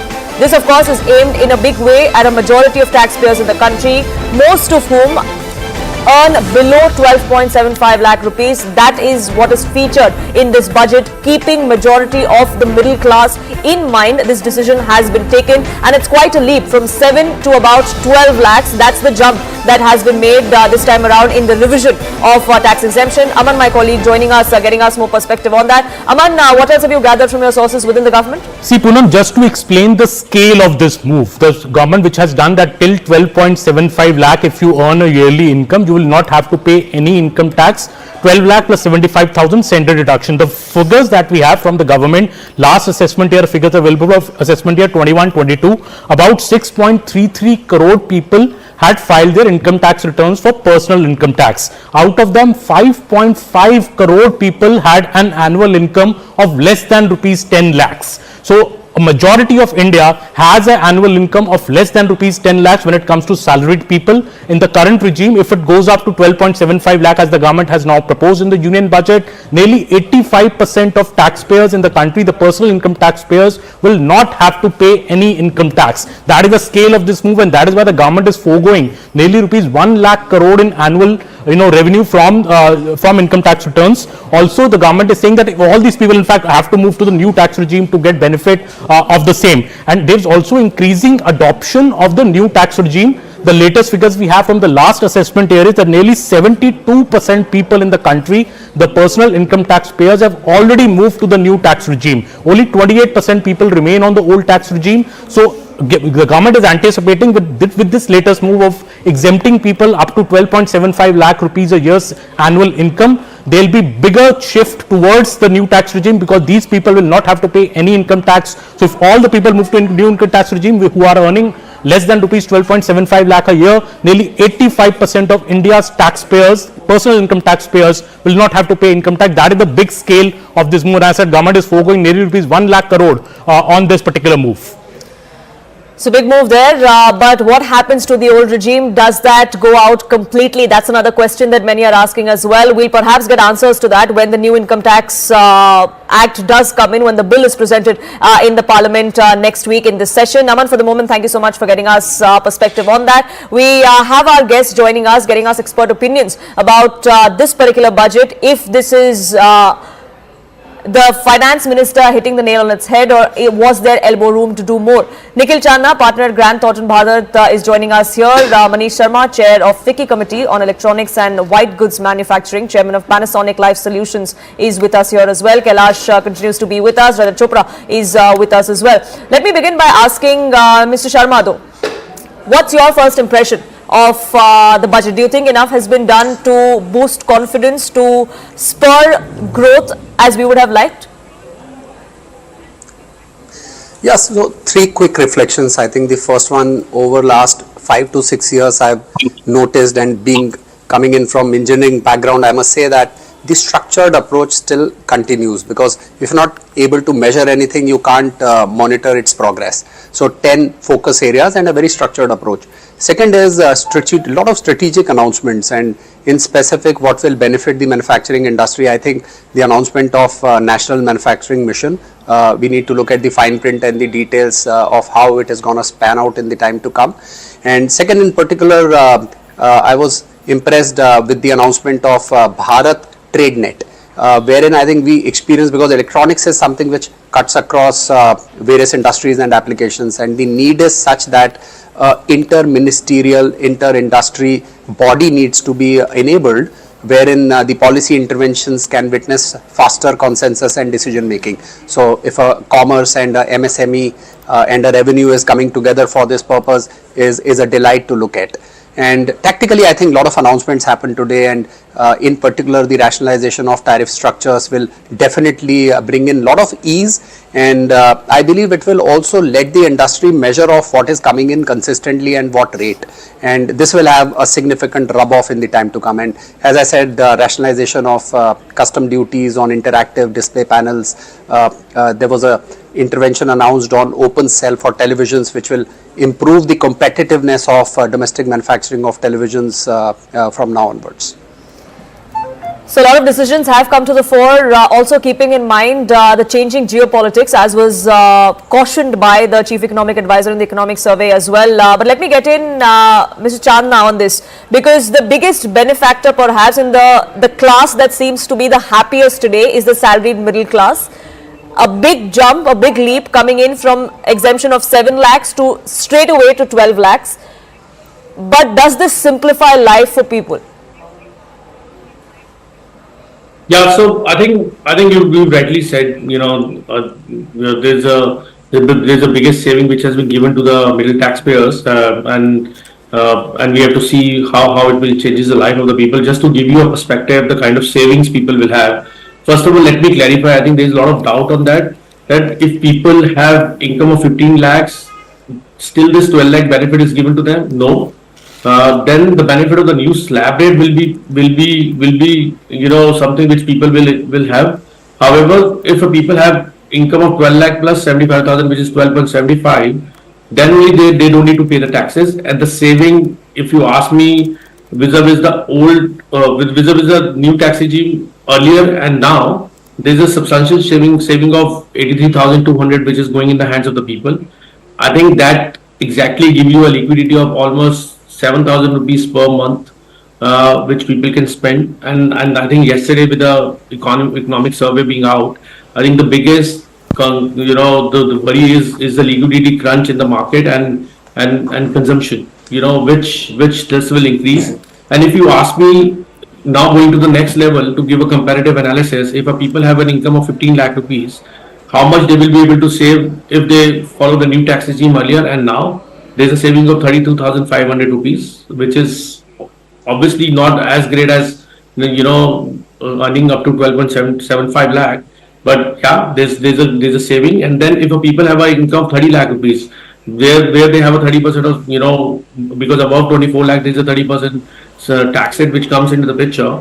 The saving is substantial, is more than a lakh, which is 1,14,400 to be very precise. And just give you some statistics. Last year, 72% of the people followed the new tax regime. Now the government intent, because 2020 is the first time when the government came with this intent of pushing people from old tax regime to the new tax regime, looks like they will achieve this big time now, because 90% of the people of the country, between 85% or 90% of the people of the country are below 12 lakh or 12 lakh 75,000 limit. At least 85% of the country, that's what we're gathering, that's what the government estimates to do. Yeah, so basis, because last year 7.2 crore people have filed, even that will reduce the number of filing, because there's no need to file the return, once you have this, because there's no taxable income. So I think it's a big move. Government has shown that bold decision, and people will have some kind of liquidity, and that will give more disposable income in the hands of the people. But I want to quickly ask you this, just to sort of clear confusion, because a lot of our viewers have called in, and the confusion that they have is that we have the finance minister who said that up to 12 lakhs there is going to be no income tax at all, and then you have a set of revised slabs that have come in, and those slabs show 5% from 4 to 8 lakhs. Another increased from about 8 to 12 lakhs, which is 10%. So why is that there? That's a question that many of our viewers have called in and asked if you could address that. Yeah, so I think I've given the comparison right now. That slab is rationalized and further, the benefit has been given, and that for the people who have more than 12 lakhs. Because this rebate of 12 lakh is this rebate of 60,000 rupees is only for the people who have an income up to 12 lakhs. Correct. Or 12 lakhs 75,000, because they get a benefit of standard deduction as well. The moment they cross 12 lakhs, there is no rebate. Then they will fall under the slab, and they will get the benefit of this rationalized in the rates. The rates showing on your screen. That, and as I said, I give you a comparison. Like for a person of 15 lakh income, he has to pay taxes of 97,500 rupees under the new tax regime now, which was 1,30,000 before. So there's a saving, but it's not as big as if you would have been earning a 12 lakh rupees. So this, I think that brings clarity to your viewers. Sure. Thank you so much for putting that in perspective for us. Kailash Adhikari, I know you've been patiently waiting, but I unfortunately have to take a quick break. I'll come back to you once we're back from that break. I request all our other panelists to stay on as well.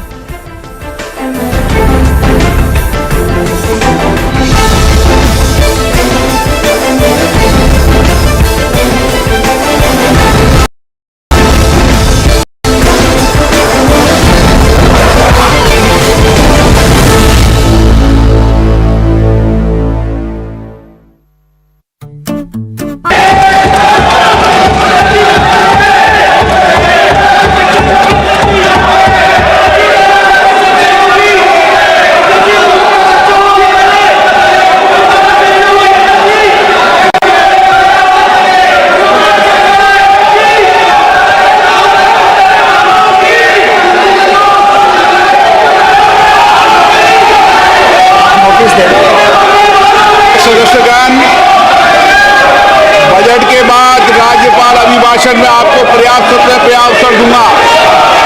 मेरा आपसे निवेदन है, नहीं माननीय अखिलेश जी, आपने संसद की मर्यादा को आप बना के रखें। कभी बजट भाषण के अंदर इस तरीके का नहीं हुआ, ये उचित नहीं है, ये उचित नहीं है। अखिलेश जी प्लीज, मैं आपको मौका दूंगा राज्यपाल अभिभाषण पे, प्लीज। नो, ये तरीका ठीक नहीं है। No,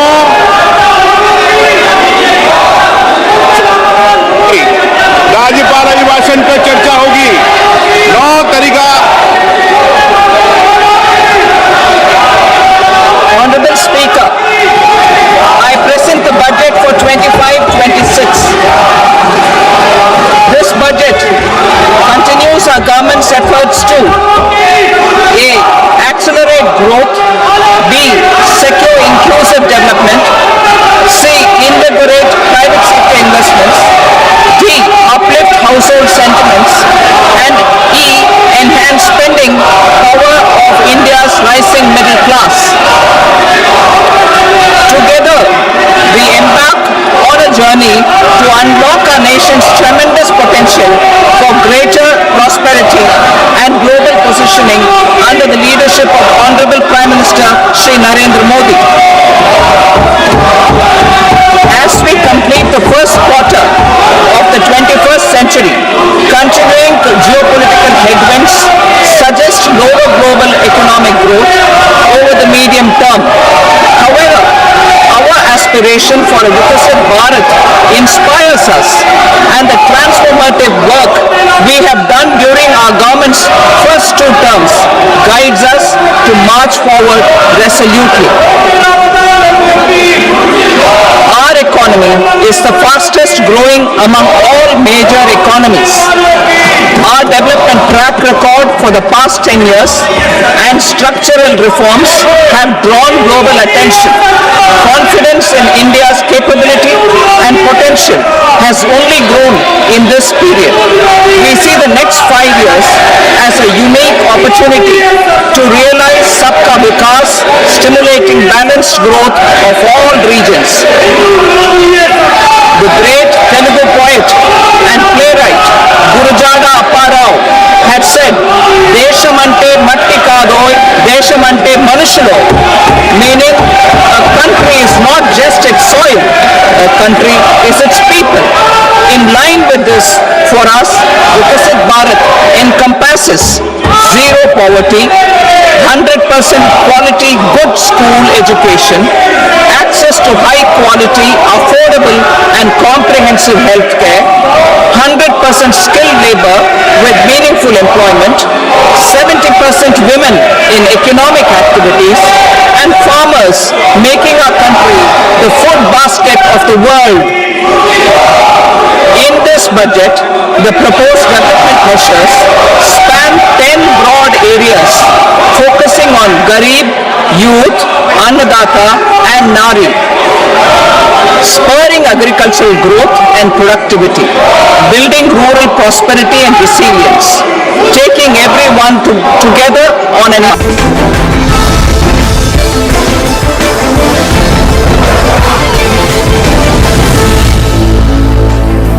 Thank you for staying with us. You're on our non-stop coverage of Union Budget 2025. The Finance Minister presented it a short while ago.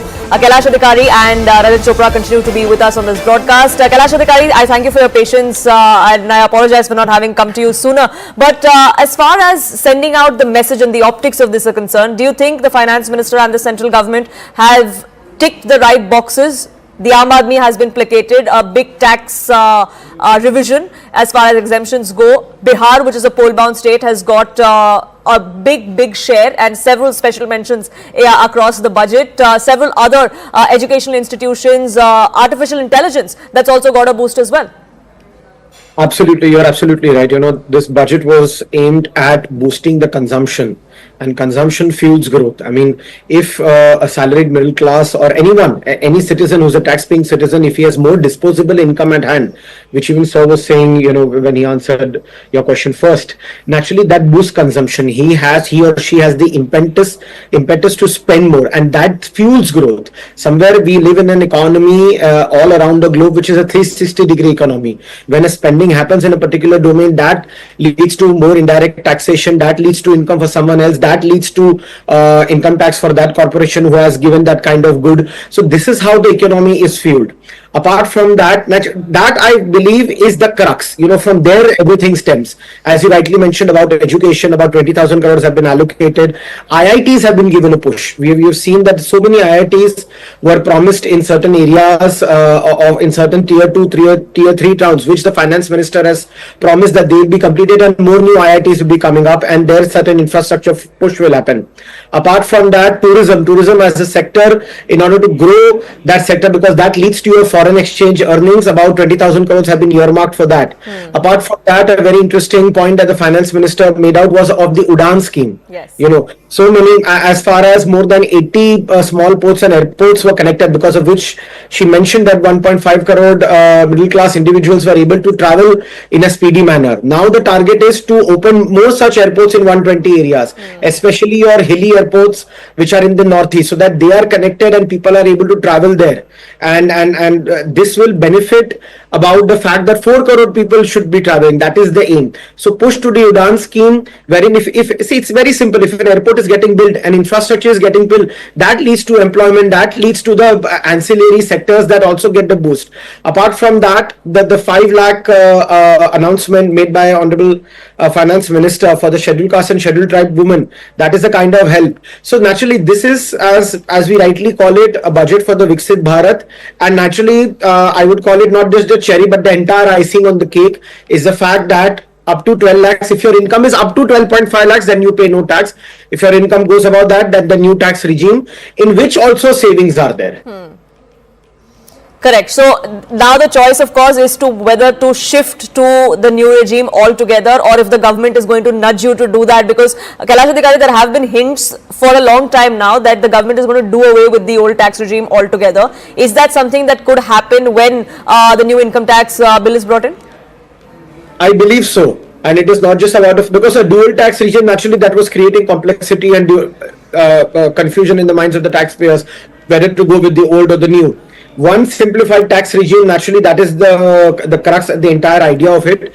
And apart from that, the finance minister has also said that in the new direct tax code that will come, it will be more based on trust-based regulations. You know, there are certain corporations, there are certain individuals, or there are certain MSMEs, entrepreneurs, where a lot of time, money and effort goes into smaller regulation or regulatory effort. If that entire shift is made towards the fact that it is a trust-based regulation, we trust you, you know, that also instills a lot of confidence amongst the entrepreneurs and the MSMEs who believe that, no, if the government is entrusting us to do so, then naturally we must follow. You know, there is a direct effect to it. And naturally this entire scheme and simplifying tax procedures, simplifying the filing, will encourage more and more people to file income tax return as well. Rajat Chopra, do you agree? Because ease of business is something that this government has spoken of at length every single time the budget has been presented, and of course outside of it as well. But are these things easier said than done? I think, Poonam, I would still disagree with that ease of business, the way we want it to be, or the way we envisage it to be, I think more than a lip servicing, it's the reality is far different from what is happening. Why? Because the ease of doing business, yes, we've been talking about various initiatives by the government, and I agree Modi government has taken a lot of initiatives for ease of business, ease of capital availability for the MSMEs. But at the same time, how the execution is being done, how the processes are being defined, how the tax are being defined, and how that real benefit is being passed on to the real beneficiary, I think that depends a lot. And the reality and numbers is far different from that. And if we talk about startup funding, if we talk about MSME funding, if we talk about CGTSME scheme or any other 19 schemes that Modi government has launched, I think the real beneficiaries are still very less in number in terms of taking those benefits, and even the timelines for those kind of benefits coming to them is far higher than anticipated. So I think it's a time that we should relook at the process more rather than the schemes. We should relook at the execution approach more rather than the schemes and the orientation, and we should look at the governance more. Sure, but maybe this is the first step in the right direction. We have allocations and schemes that have been announced. Now the focus should be on implementation. I request both of you gentlemen to stay on with us. Zaka Jacob joins us as well. All right, I want to go across to two very special guests who are joining us. Mr. Ashish Chauhan is the MD and CEO of the National Stock Exchange of India, and I'm also joined by Kiran Majumdar-Shaw, who is the chairperson of Biocon. Thank you very much for joining us. Mr. Chauhan, let me start with you first. When the budget speech was being made and right after that, the markets were reacting a bit negatively, but I believe now they're also in the positive. What are the big takeaways as far as you're concerned in this budget? For me, there are three three frameworks which this budget has tried to balance. One is the fiscal deficit, which we all watch very carefully. That shows government's resolve to control its expenditure vis-a-vis its income. Budget deficit, the fiscal deficit is now going from 4.9% estimated to 4.8% for the current year, and next year 4.4%. That's I think a great achievement for any government. The second part was keeping more money in the hands of the middle class by giving them tax break up to 12.75 lakh per annum, where you don't have to pay any tax if you are a salaried employee, and that is basically keeping a lot of money in the hands of the families and the individuals. And third is keeping the infrastructure momentum continue. This year, government has not been able to spend as much as they promised during the last budget, but still they will, I think, go up to 10.2 lakh crore this year, and next year they have capped the target at 11.2 lakh crore. So overall, I think these three components have been well managed, and all three of them are going to increase in some ways together the growth momentum going forward. All right, I'm sorry to interrupt, but the Prime Minister is speaking. Let's go straight across. 140 crore भारतीयों की आकांक्षाओं का budget है। ये हर भारतीय के सपनों को पूरा करने वाला बजट है। हमने कई सेक्टर्स युवाओं के लिए खोल दिए हैं। सामान्य नागरिक विकसित भारत के मिशन को ड्राइव करने वाला है। ये बजट एक फोर्स मल्टीप्लायर है। ये बजट सेविंग्स को बढ़ाएगा, इन्वेस्टमेंट को बढ़ाएगा, कंजम्पशन को बढ़ाएगा और ग्रोथ को भी तेजी से बढ़ाएगा। मैं वित्त मंत्री निर्मला सीतारमण जी और उनकी पूरी टीम को इस जनता जनार्दन का बजट, पीपल्स का बजट, इसके लिए बहुत बहुत बधाई देता हूं। साथियों, आमतौर पर बजट का फोकस इस बात पर रहता है कि सरकार का खजाना कैसे भरेगा, लेकिन ये बजट उससे बिल्कुल उल्टा है। लेकिन ये बजट देश के नागरिकों की जेब कैसे भरेगी, देश के नागरिकों की बचत कैसे बढ़ेगी और देश के नागरिक विकास के भागीदार कैसे बनेंगे, ये बजट इसकी एक बहुत मजबूत नींव रखता है। साथियों, इस बजट में रिफॉर्म की दिशा में महत्वपूर्ण कदम उठाए गए हैं। न्यूक्लियर एनर्जी में प्राइवेट सेक्टर को बढ़ावा देने का निर्णय बहुत ही ऐतिहासिक है। ये आने वाले समय में सिविल न्यूक्लियर एनर्जी का बड़ा योगदान देश के विकास में सुनिश्चित करेगा। बजट में रोजगार के सभी क्षेत्रों को हर प्रकार से प्राथमिकता दी गई है। लेकिन मैं दो चीजों पर ध्यान आकर्षित करना चाहूंगा। उन रिफॉर्म्स की मैं चर्चा करना चाहूंगा जो आने वाले समय में बहुत बड़ा परिवर्तन लाने वाले हैं।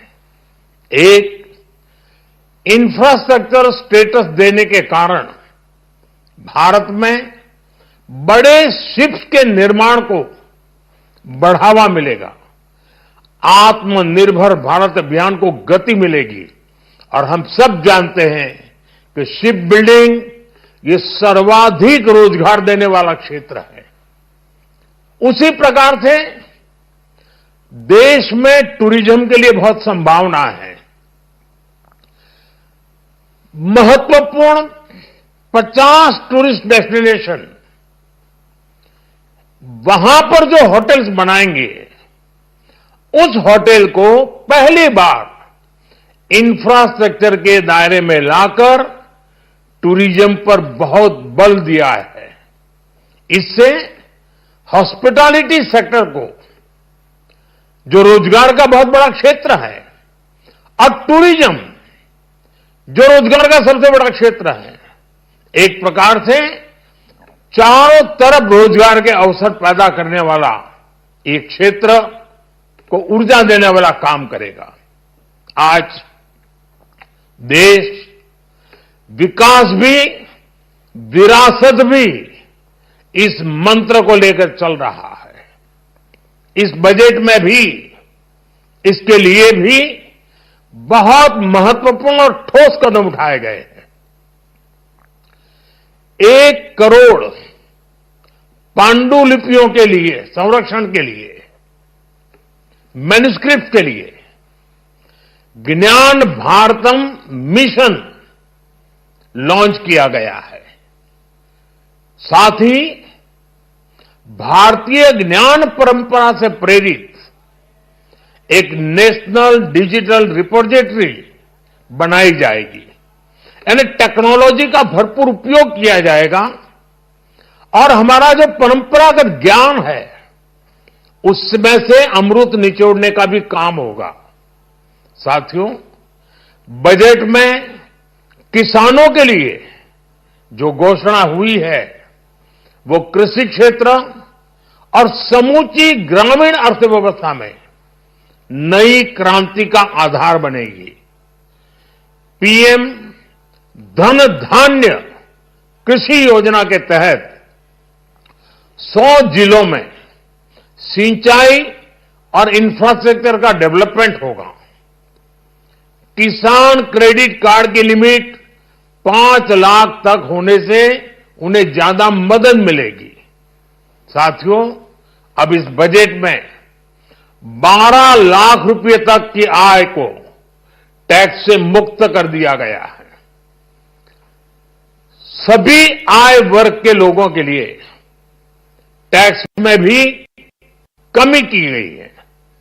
इसका बहुत बड़ा फायदा हमारे मिडिल क्लास को, नौकरी पेशे करने वाले जिनकी आय बंधी हुई है, ऐसे लोगों को, मिडिल क्लास को इससे बहुत बड़ा लाभ होने वाला है। उसी प्रकार से जो नए नए प्रोफेशन में आए हैं, जिनको नए नए जॉब मिले हैं, इनकम टैक्स की ये मुक्ति उनके लिए एक बहुत बड़ा अवसर बन जाएगी। साथियों, इस बजट में मैन्युफैक्चरिंग पर 360 डिग्री फोकस है ताकि एंटरप्रेन्योर्स को, एमएसएमईज को, छोटे उद्यमियों को मजबूती मिले और नई जॉब पैदा हो। नेशनल मैन्युफैक्चरिंग मिशन से लेकर clean tech, leather, footwear, toy industry जैसे अनेक सेक्टर्स को विशेष समर्थन दिया गया है। लक्ष्य साफ है कि भारतीय प्रोडक्ट्स ग्लोबल मार्केट में अपनी चमक बिखेर सके। साथियों, राज्यों में इन्वेस्टमेंट का एक वाइब्रेंट कॉम्पिटिटिव माहौल बने, इस पर बजट में विशेष जोर दिया गया है। एमएसएमईज और स्टार्टअप के लिए क्रेडिट गारंटी को दोगुना करने की घोषणा भी हुई है। देश के एससी, एसटी और महिला जो नए उद्यमी बनना चाहते हैं, उनको 2 करोड़ रुपए तक के लोन की योजना भी लाई गई है, और वो भी बिना गारंटी। इस बजट में न्यू एज इकोनॉमी को ध्यान में रखते हुए गीग वर्कर्स के लिए बहुत बड़ी घोषणा की गई है। पहली बार गीग वर्कर्स का ई श्रम पोर्टल पर रजिस्ट्रेशन किया जाएगा। इसके बाद इन साथियों को स्वास्थ्य सेवा और दूसरी सोशल सिक्योरिटी स्कीम्स का लाभ मिलेगा। ये डिग्निटी ऑफ लेबर, इसके प्रति श्रम एव जयते के प्रति सरकार के कमिटमेंट को दर्शाता है। रेगुलेटरी रिफॉर्म से लेकर फाइनेंशियल रिफॉर्म्स, जन विश्वास 2.0 जैसे कदमों से मिनिमम गवर्नमेंट और ट्रस्ट बेस्ड गवर्नेंस के हमारे कमिटमेंट को और बल मिलेगा। साथियों, ये बजट न केवल देश की वर्तमान आवश्यकताओं को ध्यान में रखता है, बल्कि हमें भविष्य की तैयारी करने में भी मदद करता है। स्टार्टअप के लिए deep tech fund, geospatial mission और न्यूक्लियर एनर्जी मिशन ऐसे ही महत्वपूर्ण कदम है।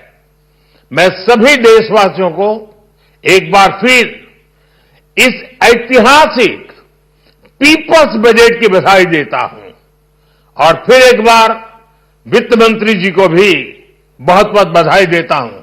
बहुत बहुत धन्यवाद। The Prime Minister there outlining his government's vision, lauding the Finance Minister and her entire team for what he calls is the people's budget, and there is no doubt that the middle class is the happiest lot today as far as Union Budget 2025 is concerned. There are a lot of pluses in other sectors as well. Research and innovation is something that has got a big boost. India's space tech also getting a big boost with a higher allocation this time around. Education is something that this government has focused on. Yuva, Mahila, Kisan, that has been the focus for this government as far as this budget particularly is concerned. Rajat Chopra continues to be with us on this broadcast, getting us more perspective. Rajat Chopra, as far as MSMEs is concerned, there could have been more that could have been done is what many believe. You are also of the opinion that maybe there was a little more elbow room for her to maneuver around and try and give some more. But is that something that we could look at as an offsetting factor since she's given everything else so much more? So I think I completely agree with that, and there's a lot of room and a lot of improvisation scope still is there. If we see the sectoral scope, I think the mining, agriculture, tourism, medical tourism, research, all these have been the key focus for the budget, and Nirmala Sitharaman, the Finance Minister, has covered the holistic package, providing this kind of boost to these sectors, and especially the tourism sector after being included in infrastructure. I think, but there's always a room, and that the key is the execution. I personally feel that the execution will make these schemes flourish, the sector flourish, the business, and flourish the economy to a larger extent. I would not discourage the point that the package is not being provided. The package is provided. The package has always been provided. I think the government has done their job, but the scope of improvement is there. In many states, like Bihar focus, I think there could have been part and parcel in some form, in terms and that's of the job criticism creation. of many within the opposition correct, as well. Rajat correct. Chopra, sorry to interrupt you there, but Rahul Shivshankar joins us on this broadcast as well. Thanks indeed. Let's go straight across, viewers, to Mr. N.K. Singh. He needs no introduction, has been a long-standing distinguished economist, has been with the Planning Commission, and has been in different roles, holding forth on economic policy for decades altogether. Mr. Singh, thank you very much for speaking to me. The budget was presented today on the back of what the EAC said was the need to not allow business as usual to continue. Now, has the FM, in your opinion, adhered to his advice? She perhaps has taken her own advice. She doesn't need the advice because the writings were quite obvious. The challenges were very evident. The challenges were both international and national. So from that point of view, this is not an incremental budget. I would certainly say this is in more ways than one a transformative budget. It is transformative in my view from 3 points of view. First, from the viewpoint of fundamental changes in the structure of our taxation. I think, Rahul, you know that I was involved in earlier tax reforms when we introduced the so-called tax slabs. But this budget has gone a step further in giving a very, very significant tax break at all levels of tax slabs. And more important, Rahul, it has done so without in any way compromising with the path and the glide path of fiscal deficit and debt management. Adherence to the target of 4.4, 4.5, along with a debt to GDP target of around 51% in the terminal year, a significant downward spiral in the debt to GDP, consistent with this kind of a tax reforms which has parted with over a lakh of crores, is in my view a very critical one. So that point budget is not incremental, it is transformative. Two other factors, and I will stop there. One is it has been multifaceted and it has been across the board and across the spectrum, significantly affected all segments of our economy. Illustratively, India is committed to the adherence of the nationally determined net zero target, which the Prime Minister in many ways authored, the so-called Paris Pact. The changes which have been brought about and how to harness renewable energy or nuclear power. I mean, you know, Rahul, you remember, everybody, when Dr. Manmohan Singh passed away, paid him well-deserved tributes that he had authored the famous Indo-US nuclear agreement, but we could not harness the advantage. We will now harness its advantage by the changes which have been announced and those in the offing, being able to harness nuclear power, which, by the way, and that's related to my third point, that if India wants to be at the cutting edge of AI, that cutting edge requires a huge energy consumption. From where is the energy to be met? And I think that is now a credible answer that modular nuclear powers and harnessing the atomic energy, which is a renewable form of energy, would be a path forward. Finally, I would say agriculture, skill development, and being able to combine the advantages of a change in agricultural habits, genuinely moving towards environmentally more sustainable crops while making it more nutritious, in terms of becoming self-sufficient in pulses, in self-sufficient and encouraging the use of fisheries, or of fruits and vegetables in consonance with the changing consumer patterns and the need for nutrition.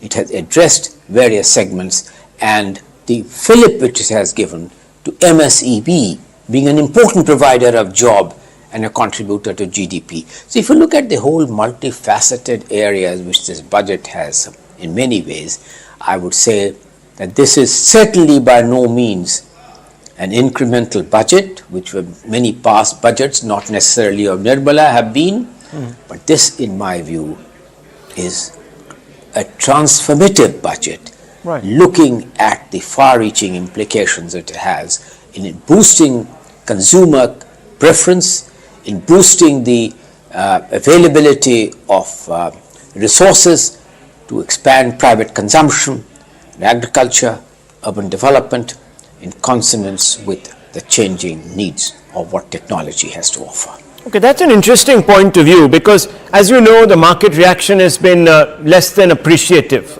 just to put it politely. But deregulation is the need of the hour, given the various headwinds, the desensitization really of cross-border trade and the movement of people, goods and services that we're expected to encounter in a MAGA world, in a Trump world or a mega world, European Union that wants to become great again, and so on and so forth. Now, deregulation was something that was stressed upon even by the EAC.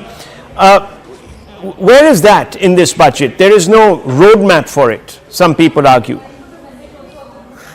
Let me put this way to you. I gave an example of on the atomic stuff. Isn't that deregulation?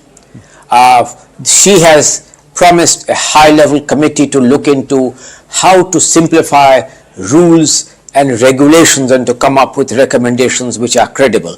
That's a credible effort in trying to find out the further areas where deregulation, 100% insurance being permitted. Isn't that deregulation as part of being able to attract greater direct foreign investment?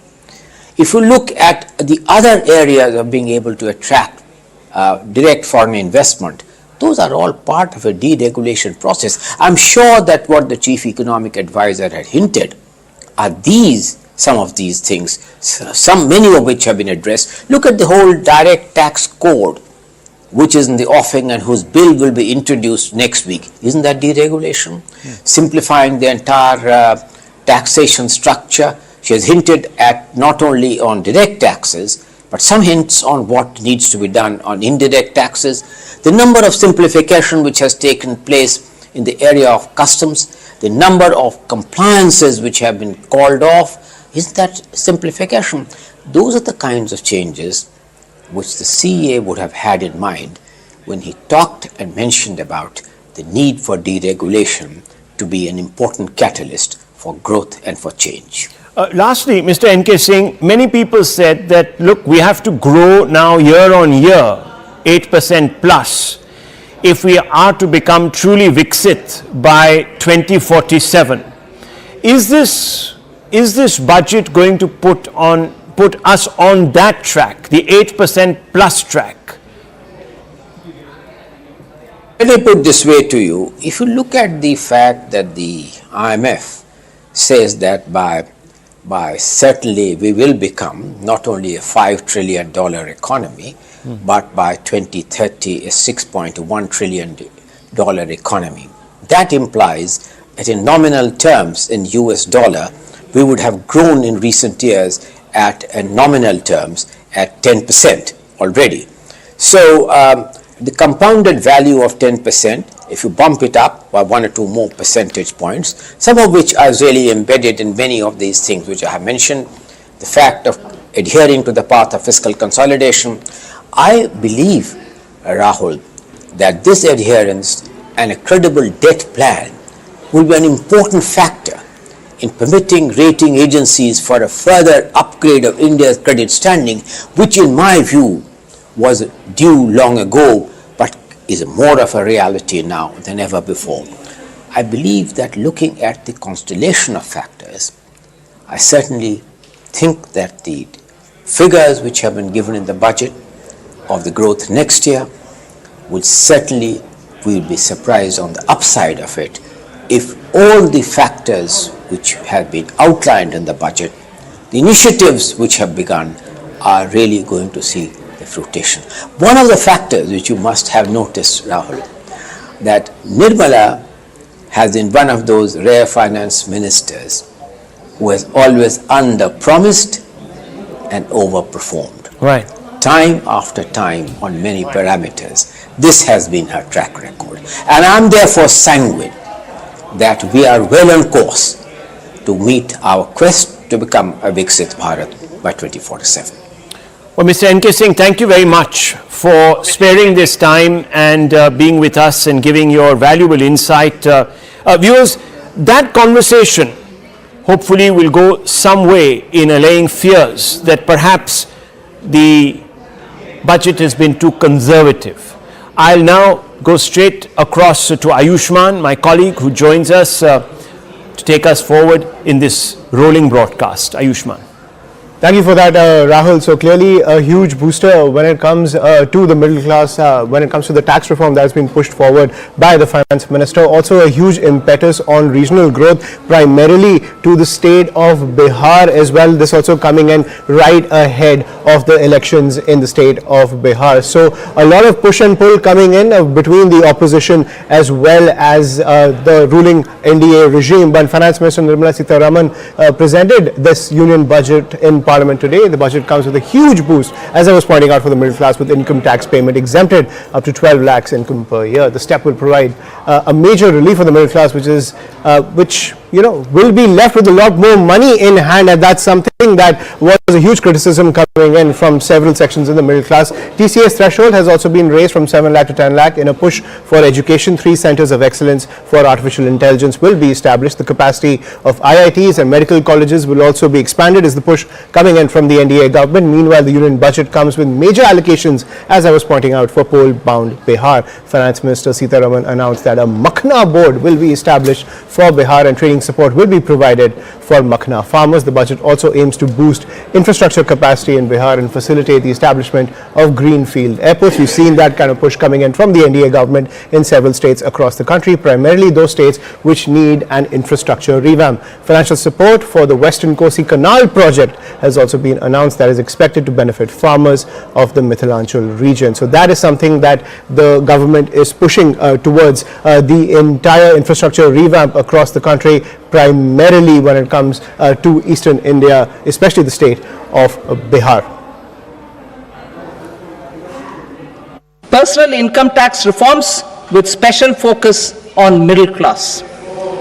Democracy, demography and demand are the key support pillars in our journey towards Viksit Bharat.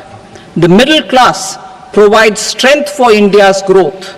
This government, under the leadership of Prime Minister Modi, has always believed in the admirable energy and ability of the middle class in nation building. In recognition of their contribution,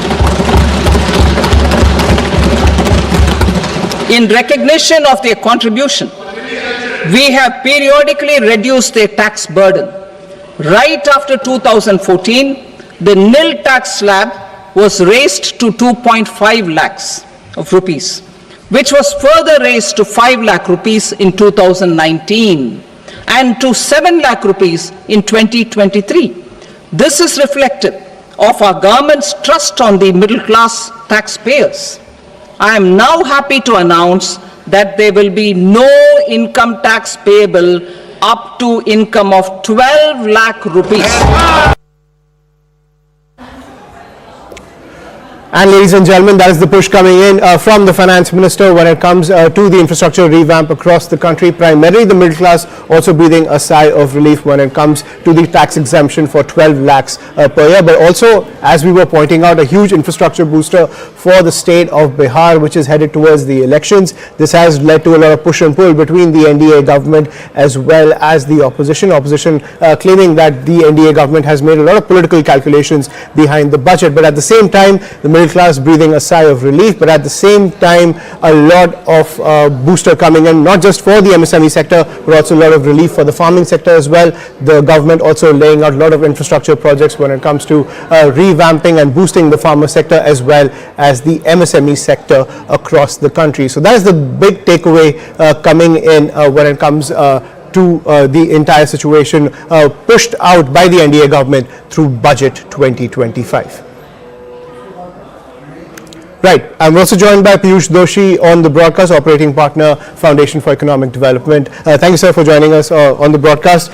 When it comes to this tax exemption of up to 12 lakhs per year for the middle class, it's a huge booster for them. One of the big criticisms against the Modi government was that there's not much spending power left with the inflationary pressure on the middle class as well. Do you see this as an essential move coming in from the Modi government, or more was expected when it comes to boosting the spending power of the middle class? I think this is almost as much as you could have expected under the current fiscal scenario. The government rightly wanted to stick to its fiscal deficit target. In that situation, if they have allocated almost 1 lakh crore towards giving relief to middle class taxpayer. I think that is almost bigger than what one would have expected. And I think it is definitely a big relief to almost 2 crore taxpayer who will probably fall in that bracket. Also, we're joined by S. Vasudevan, Executive Partner, LNS Attorneys. Thank you, sir, for joining us on the broadcast. When it comes to this entire infrastructure push that's gone towards the state of Bihar, one big takeaway that's coming in from a lot of experts is that while there is a political calculation behind boosting the state of Bihar, rebooting the economic engine of Bihar is also something essential for the development of the overall economic situation in eastern India. How do you see that? No, I think that's quite understandable, because ultimately you want to give boost to states probably which are lagging behind and which are not doing that well. So lot of focus has been there on UP in the past. We have seen they are trying to make it more attractive for investment, which is not very easy for businesses to look beyond the already attractive states like Gujarat, Maharashtra, Tamil Nadu, Andhra, Telangana. So definitely they need more for getting the businesses interested in states like UP and Bihar. So that's quite understandable. And plus, no doubt, the election which is coming up is also a major reason for it. Right. Mr. Doshi, I want to talk to you about the agriculture sector. Now, many times a lot of political parties, especially in the budget, they lay out a lot of welfare sops for the agriculture sector, saying it's essential to empower farmers across the country. But the question always remains that in 2025, looking at how the agriculture sector is market competitive in so many other countries, do you think that we're still not moving in that direction when it comes to creating a very market competitive agriculture sector? Yeah, I think you are right. We have been giving SOPs for the agriculture sector, which add to the subsidies. There are schemes, and to be honest, these schemes are helping. The sector has been growing at about 2 to 3% per year. That is probably the maximum the sector can grow at, per se, from a production perspective. Where the opportunity is to boost exports through fruit processing, and I think for that to happen, we need to change the fundamental incentives of our farmers. Now, given the complexities around MSPs and so on, our farmers are actually incentivized to produce crops which are not necessarily what is needed in the international market. We need to reform supply chains by having reliable products. Now, because of farm fragmentation and rules which prevent large companies to take over areas of land and do cropping which can be relied in the international market, I think that's where our problem is. Our agriculture is not export competitive, and government has, to be fair, tried to do the farm laws. For whatever reason, it could not go through, and I think that was a big setback. Now, once you take those big reforms out, government is doing what it can, its capacity, but it can only deliver 2 to 3%, and hence we do need to look beyond agriculture for delivering the growth that we need. It continues to be a huge burden on the exchequer as well, even now, given the SOPs that are pushed out ahead of every election cycle. Mr. Vasudevan, I want to talk to you about the MSME sector. We currently live in a huge boom of the gig economy, the MSME sector opening up to a lot of entrepreneurs, not just in rural India, but especially in urban India also. A lot of people also opening themselves up to MSME businesses in the gig economy. Do you think that the government is tapping the technological advancements when it comes to economic growth as well as the boost in social media and technology? Are they taking advantage of reaping the benefits of the MSME sector that we are seeing across the country? No, I think MSME is very critical because when we are looking at growth, employment generation is definitely a very critical part of it. There won't be any benefit of the growth unless and until it percolates to the common people, and MSME has been the sort of backbone when it comes to employment generation, and also when it comes to exports.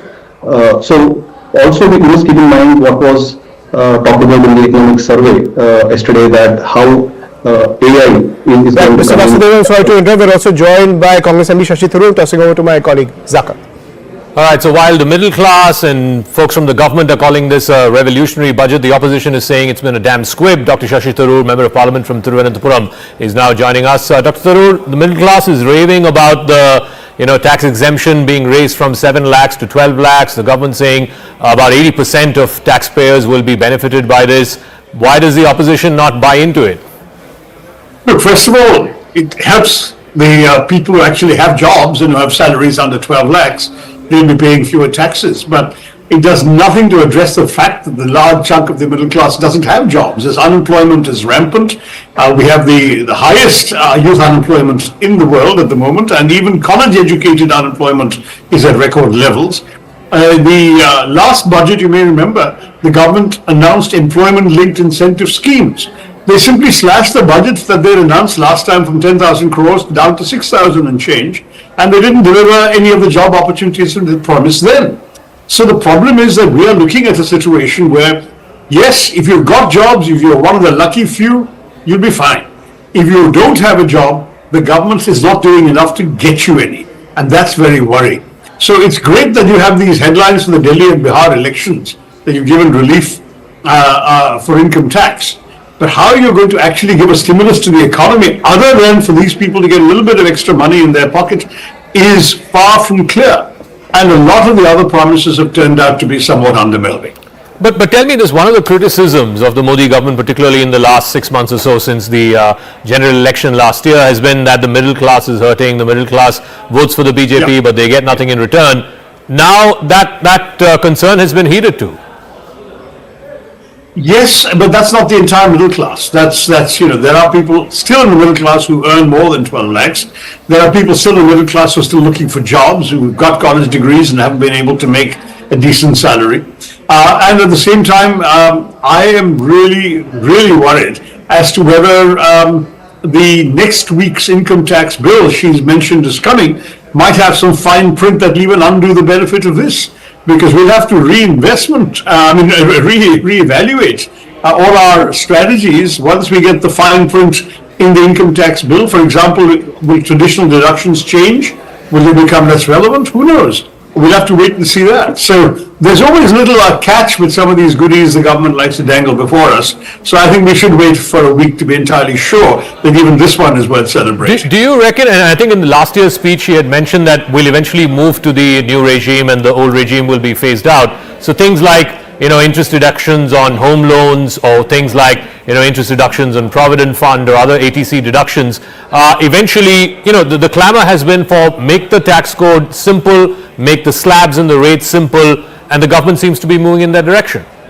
And let's hope so. I mean, if that comes, that's something we can certainly look forward to, because the more confusing laws are, the less a benefit the ordinary citizen has from them, because you can't figure out what exactly you can benefit from and not. But I'm always worried about the fine print with this government. You remember that this year she's talked about grand ambitions to make India a global hub for toys. And the footwear and leather sector was promised a focus product scheme, big bold words and promises. When you look at the PLI scheme for the last budget, when they actually announced PLIs, and I've got the list in front of me, there were schemes like 6,200 crores for large-scale electronics and IT hardware. You know what they gave toys? 0.01 crore. Footwear and leather sector, 0.01 crore. Suddenly, these are the big-ticket items. God knows what other disappointments await us. I mean, I think when the chief economic advisor, no less, writes in the economic survey about the trust deficit, you can see why. Manrega hasn't gone up at all in this entire time, whereas the Rural Development Ministry has a 4,315 crore shortfall for Manrega wages. There are women in my constituency waiting 7 and 8 months to get their dues for work they've already done, and the government continues stuck there. They haven't actually changed. Even the allocation for this year is lower than 2022-23 spending. So demand is rising. People in the rural areas are desperately looking for work. I think last year was 82.4 million people looking for work. And if you can't give them work, you won't raise the budget, and you'll come up with new grand schemes where you've got no performance record to prove it, as I pointed out with toys and leather. Then I think we've got some real doubts in our minds. I want one final comment from you. So you're saying it's a damn squib, it misses the big picture. What would have been the one big ticket reform that you would have liked to see in this budget, which you think the government missed out on? Well, two things. One would have been, of course, something very directly benefiting employment, especially given the flop show of last year's employment-linked incentives. Nothing came there. The second is, give us some hope that the investment climate will change. There was nothing. Investment in our country is stagnant. FDI is pulling out of our country in droves, and on top of that, domestic investment isn't coming in. So the question is, this is a country where $23,000 millionaires migrated last year out of India and became NRIs. What do we do to keep them here and keep them spending their money here and employing Indians? All right. Nothing at all. The finance minister didn't mention the word unemployment, didn't give any meaningful signal on investment. And this worries me. These are the two big things that we have to worry about. Already you've got a government that sadly is being rightly criticized for tax terrorism, the weaponization of the tax agencies and the ED and so on. On top of that, if people are fleeing and you're not keeping them here to invest here, I wonder where you're going to get the growth from, without which all of this is a pipe dream. All right, Dr. Shashi Tharoor, we'll leave it at that. Thank you very much for joining us here on CNN News 18. We'll take a quick break, but news and updates continue right on the other side.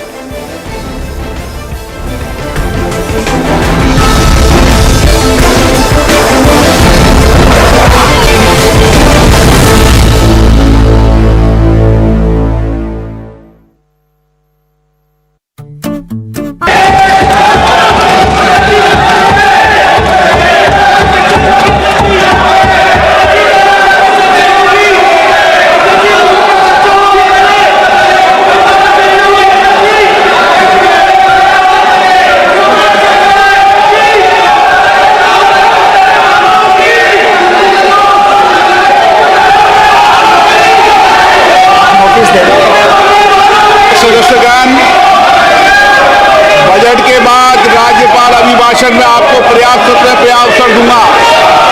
मेरा आपसे निवेदन है, नहीं माननीय अखिलेश जी, आपने संसद की मर्यादा को आप बना के रखें। कभी बजट भाषण के अंदर इस तरीके का नहीं हुआ, ये उचित नहीं है, ये उचित नहीं है। अखिलेश जी प्लीज, मैं आपको मौका दूंगा राज्यपाल अभिभाषण पे, प्लीज। नो, ये तरीका ठीक नहीं है। No,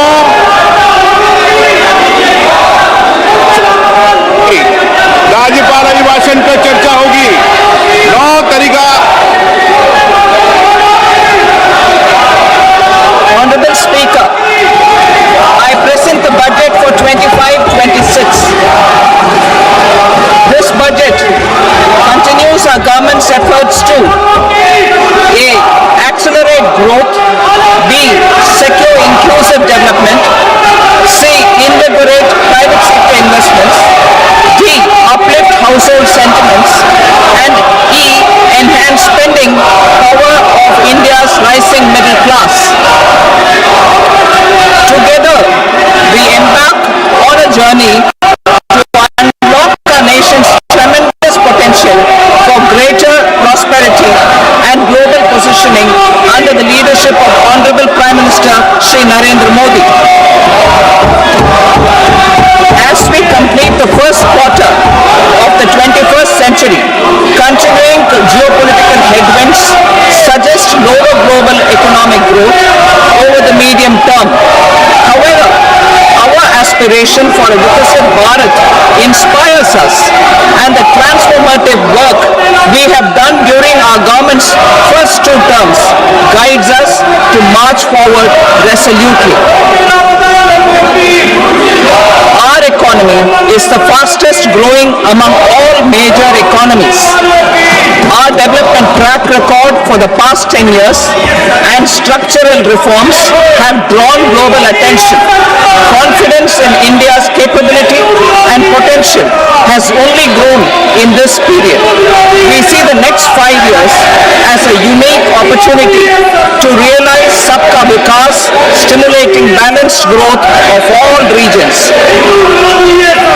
The great Telugu poet and playwright Gurujada Apparao had said, "Deshamante matti kadoy, deshamante manushalo," meaning a country is not just its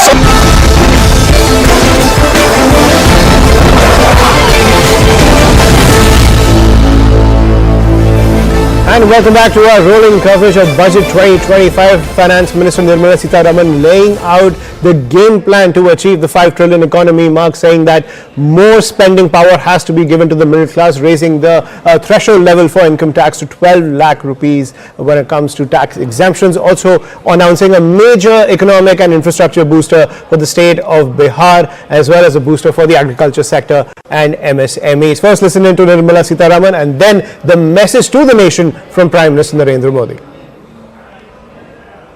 Personal income tax reforms with special focus on middle class. Democracy, demography and demand are the key support pillars in our journey towards Viksit Bharat. The middle class provides strength for India's growth. This government, under the leadership of Prime Minister Modi, has always believed in the admirable energy and ability of the middle class in nation building. In recognition of their contribution,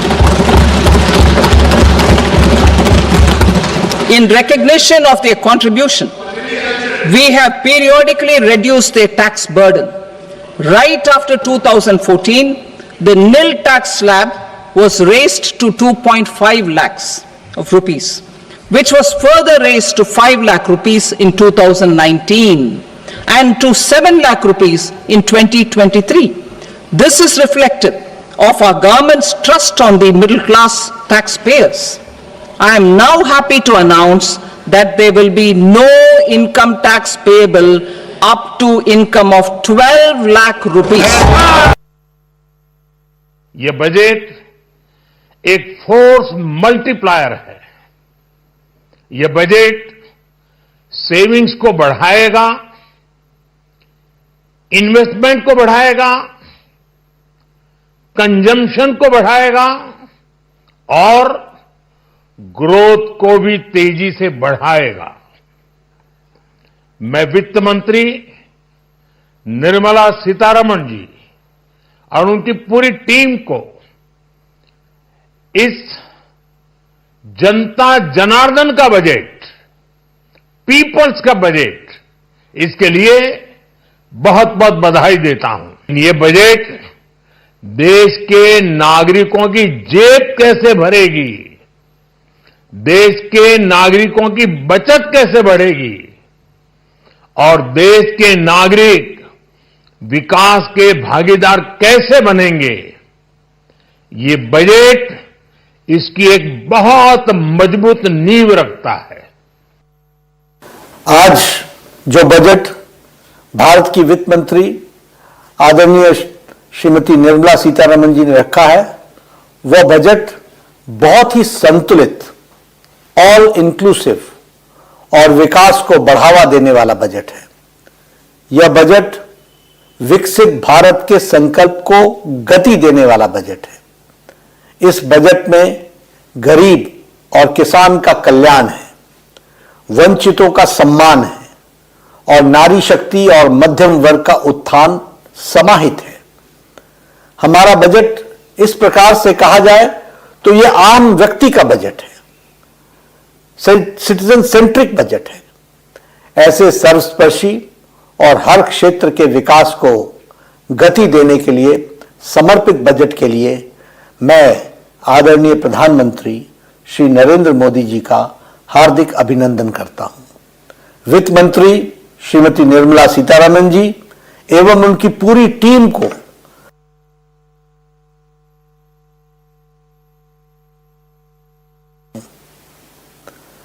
सशक्त नेतृत्व ही विकसित भारत को आकार दे रहा है। प्रधानमंत्री नरेंद्र मोदी जी के कुशल नेतृत्व में देश विकसित भारत की यात्रा का साक्षी बन रहा है। पिछले 10 वर्षों में प्रधानमंत्री जी ने अथक परिश्रम के साथ लगभग 25 करोड़ लोगों को गरीबी की रेखा से बाहर निकाला है। साथ ही देश के मध्यम वर्ग के परिवारों को बहुत बड़ी राहत प्रदान करते हुए टैक्स में के दायरे में छूट 12 लाख रुपए तक का बढ़ा दिया है। इस बजट में युवाओं के कौशल, कृषि में निवेश और ग्रामीण क्षेत्रों में रोजगार के विकल्प सृजित करने पर खासा ध्यान दिया गया है। इस बजट में अध्यात्मवाद और आधुनिकता का अद्भुत संगम देखने को मिलता है। रामायण सर्किट और बुद्ध सर्किट के निर्माण की घोषणा के साथ साथ राज्यों के इंफ्रास्ट्रक्चर विकास के लिए 1.5 लाख करोड़ रुपए का प्रावधान किया गया है। न्यूक्लियर एनर्जी मिशन के लिए 20,000 करोड़ रुपए की शुरुआत में भारत ऊर्जा क्षेत्र में आत्मनिर्भर बनने की दिशा में एक बड़ा कदम है। पर्यटन प्रमुख स्थलों का राज्यों की भागीदारी से विकास किया जाएगा, जिससे न केवल सांस्कृतिक धरोहर को संरक्षित किया जाएगा बल्कि स्थानीय रोजगार के अवसर भी बढ़ेंगे। And that's the message coming in from the BJP chief on Budget 2025. We will continue to track all the developments coming in and decode the basic tenets of Budget 2025. For now, a quick break. More news and updates on the other side.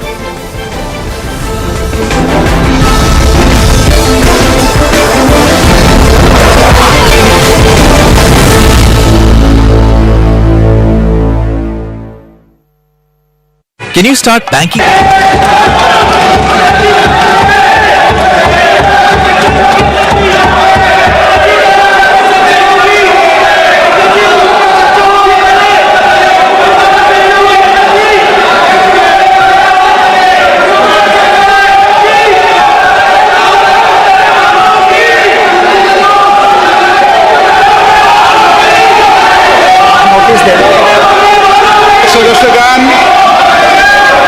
Budget के बाद राज्यपाल अभिभाषण में आपको पर्याप्त सत्र पे अवसर दूंगा।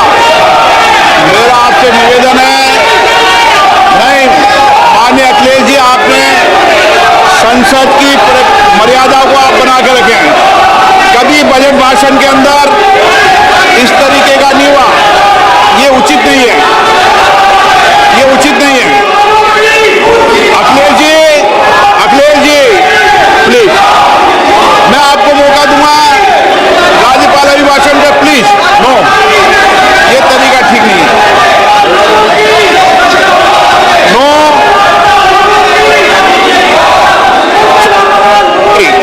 राज्यपाल अभिभाषण पे चर्चा होगी। नो तरीका। Honorable Speaker, I present the budget for 25-26. This budget continues our government's efforts to A. Accelerate growth, B. Secure inclusive development, C. Invigorate private sector investments, D. Uplift household sentiments, and E. Enhance spending power India's rising middle class. We embark on a journey to unlock our nation's tremendous potential for greater prosperity and global positioning under the leadership of Honorable Prime Minister Shri Narendra Modi. As we complete the first quarter of the 21st century, continuing geopolitical headwinds suggest lower global economic growth over the medium term. However, our aspiration for a Viksit Bharat inspires us, and the transformative work we have done during our government's first 2 terms guides us to march forward resolutely. Our economy is the fastest growing among all major economies.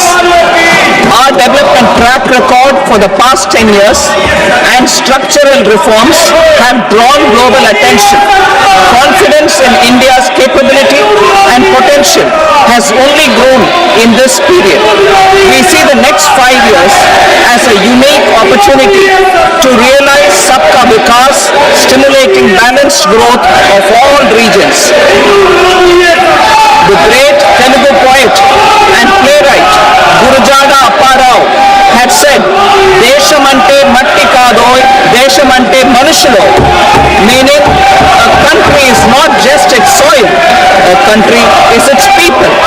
In line with this, for us, Viksit Bharat encompasses zero poverty, 100% quality good school education, access to high quality, affordable and comprehensive health care, 100% skilled labor with meaningful employment, 70% women in economic activities, and farmers making our country the food basket of the world.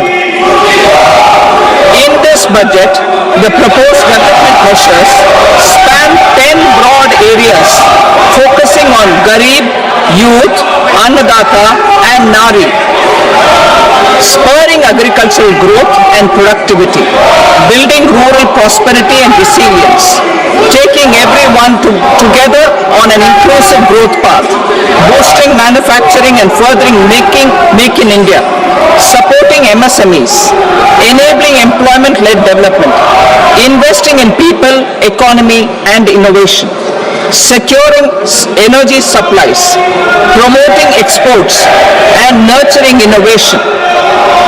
For this journey of development, our four powerful engines are agriculture, MSME, investments and exports. The fuel, our reforms, our guiding spirit.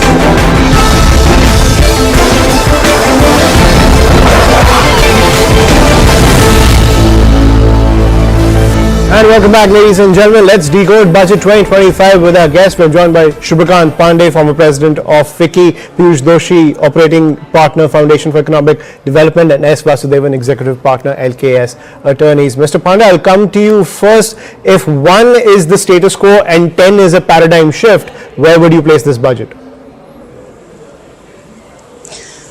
Look, I'm always wary about giving numbers to a budget because it's a very complex exercise and it is difficult to distill it down to on a 0 to 10 scale. What I will say is that it is a budget which ticks all the boxes in terms of expectations. Not least the significant tax relief which has been provided to the middle class. 1 lakh crore is a very large number, and it will find its way not just into people's hands but ultimately back into the economy, thereby providing a much needed boost to consumption.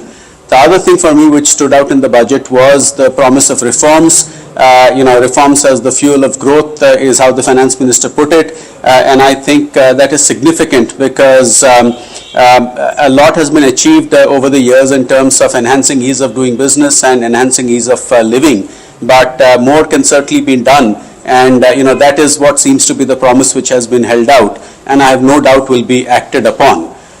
One final comment relating to the manufacturing sector, which is what I represent. I'm a very firm believer that for India to deliver sustained growth, the manufacturing sector has to do its fair share of heavy lifting and therefore needs attention. I think that has been provided in this budget with the National Manufacturing Mission, with a special focus on clean tech and MSMEs, as well as the labor-intensive sectors getting attention.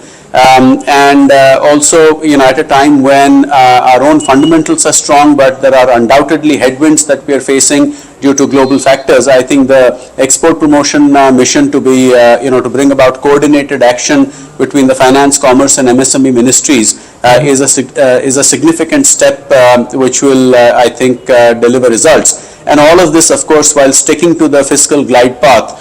With the fisc being contained to 4.8% in the ongoing year and estimated at 4.4% for 25-26. I think that lends a lot of credibility to the budgeting exercise. Right, so a lot of positive signals coming in from Budget 2025. You're talking about the manufacturing sector. A state that the government is focusing on is, of course, Uttar Pradesh, and we're getting a reaction from Uttar Pradesh Chief Minister Yogi Adityanath. Let's listen in.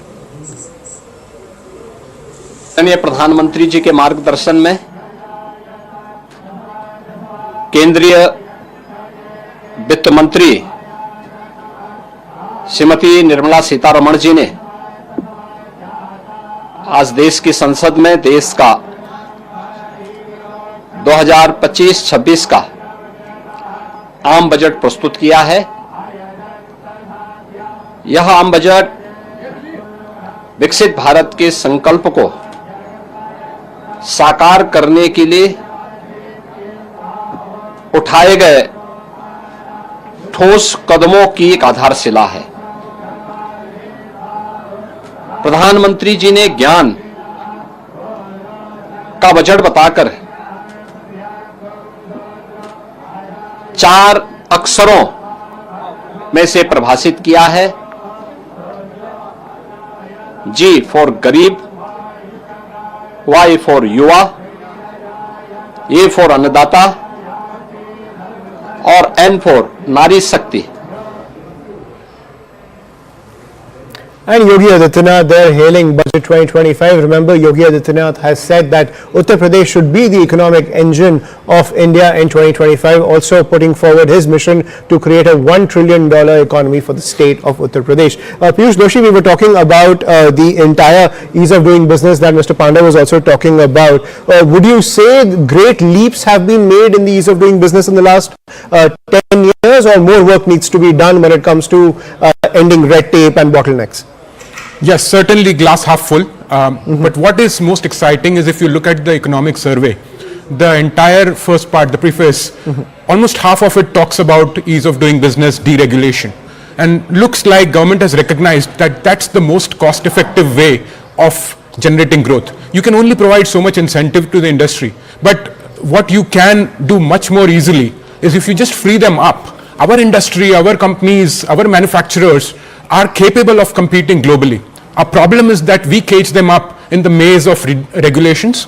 The concrete announcement in this budget is to form this high-level committee which will work over the next 12 months and submit specific recommendations to deregulate.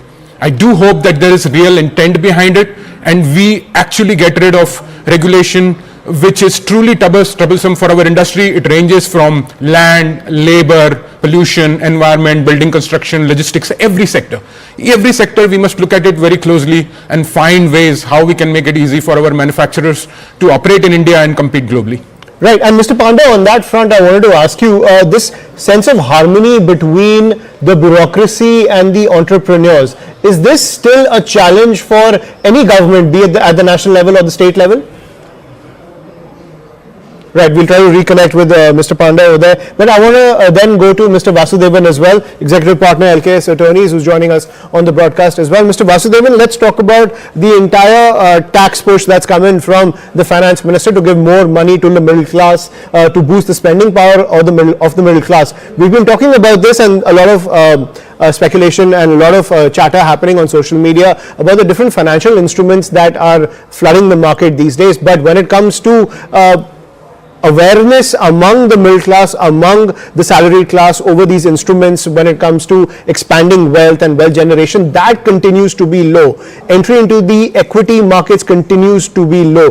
Do you think that is something that the government needs to address when it comes to overall wealth generation at the bottom level, especially every middle class household across this country?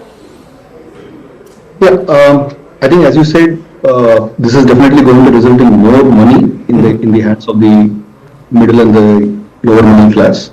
Now, where this money is going to go, whether it is going to go into consumption or it is going to go into some kind of a saving, that is something which we have to see. But to my mind, looking at what they are targeting, I would say that a major portion of this extra money will be going into consumption rather than again going back into investment. I think already we have good amount of money which is going into the markets, and we have seen that in the past. Probably there is more money chasing less value at this point of time.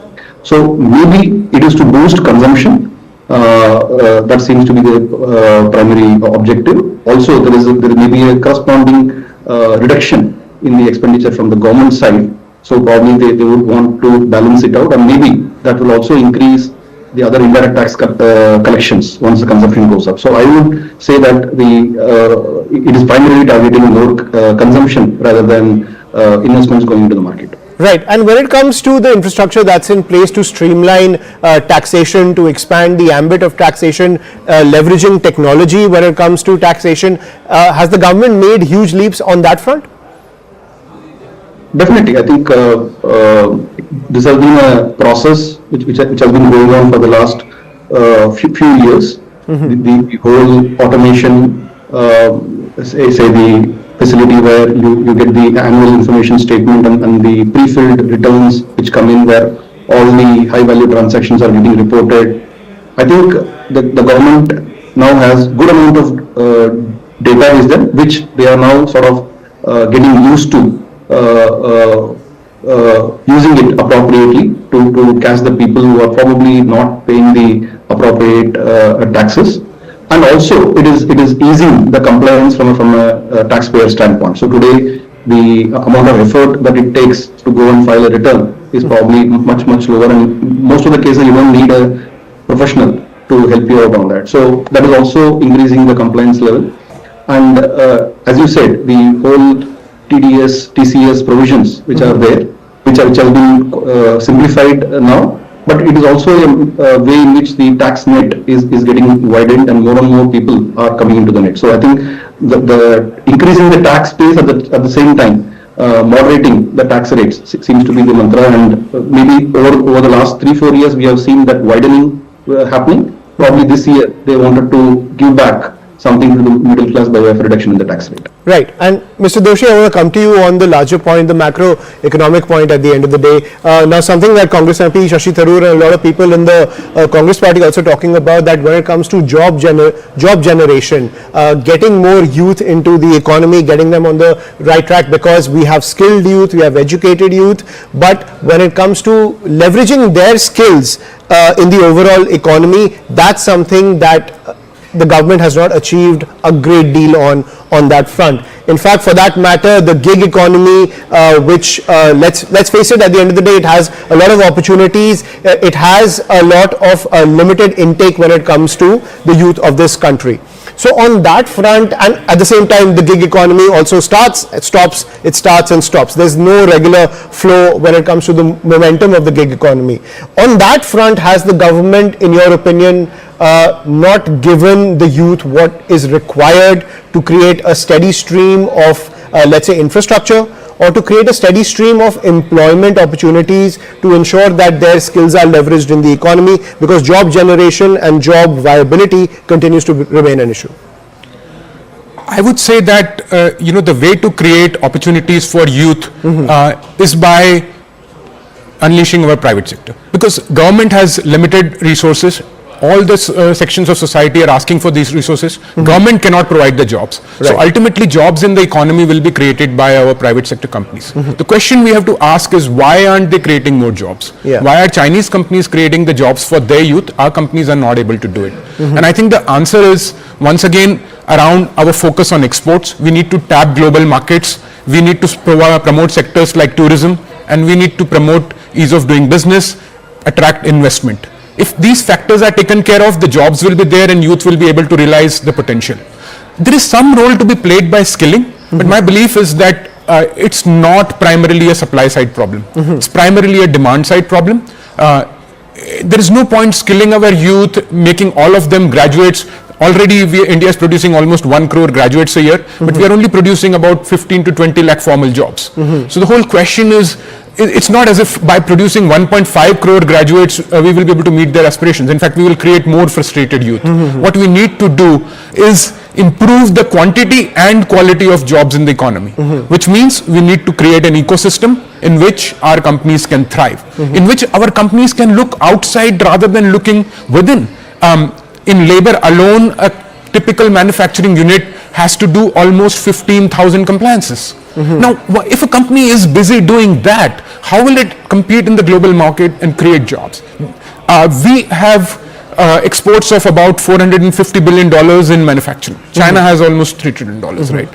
This is the difference in terms of creating jobs. If we are able to get our manufacturing engine growing, the manufacturing companies will create those jobs, which will also create the consumption, which will create additional gig economy jobs. I don't look down on gig economy jobs. You have the high paying jobs and those people spend on it. But as the high paying jobs become more and higher paying, then the gig economy workers will also have better bargaining power and they will be also able to work in better condition. Our entire problem is we don't have enough jobs going around. So far in the gig economy, the problem is that the higher end jobs are really like few, and there's like huge salaries there, and the lower end jobs are massive, and there's very low paying at the end of the day. That kind of gap is massive in that gig economy. And clearly I completely agree with you that to address that, it's something that you have to remove the cage around the private sector. You need to make them more competitive. Government working on that front, but clearly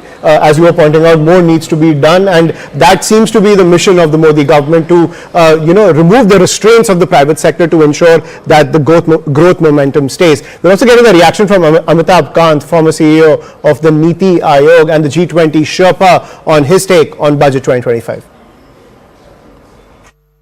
There are two aspects to this budget. The first, of course, is the immediate impact which is being felt by the middle class. I'd like you to sort of comment on that. Is that enough? Does it go far enough? Will it do what many people are hoping it will do, which is to boost consumption?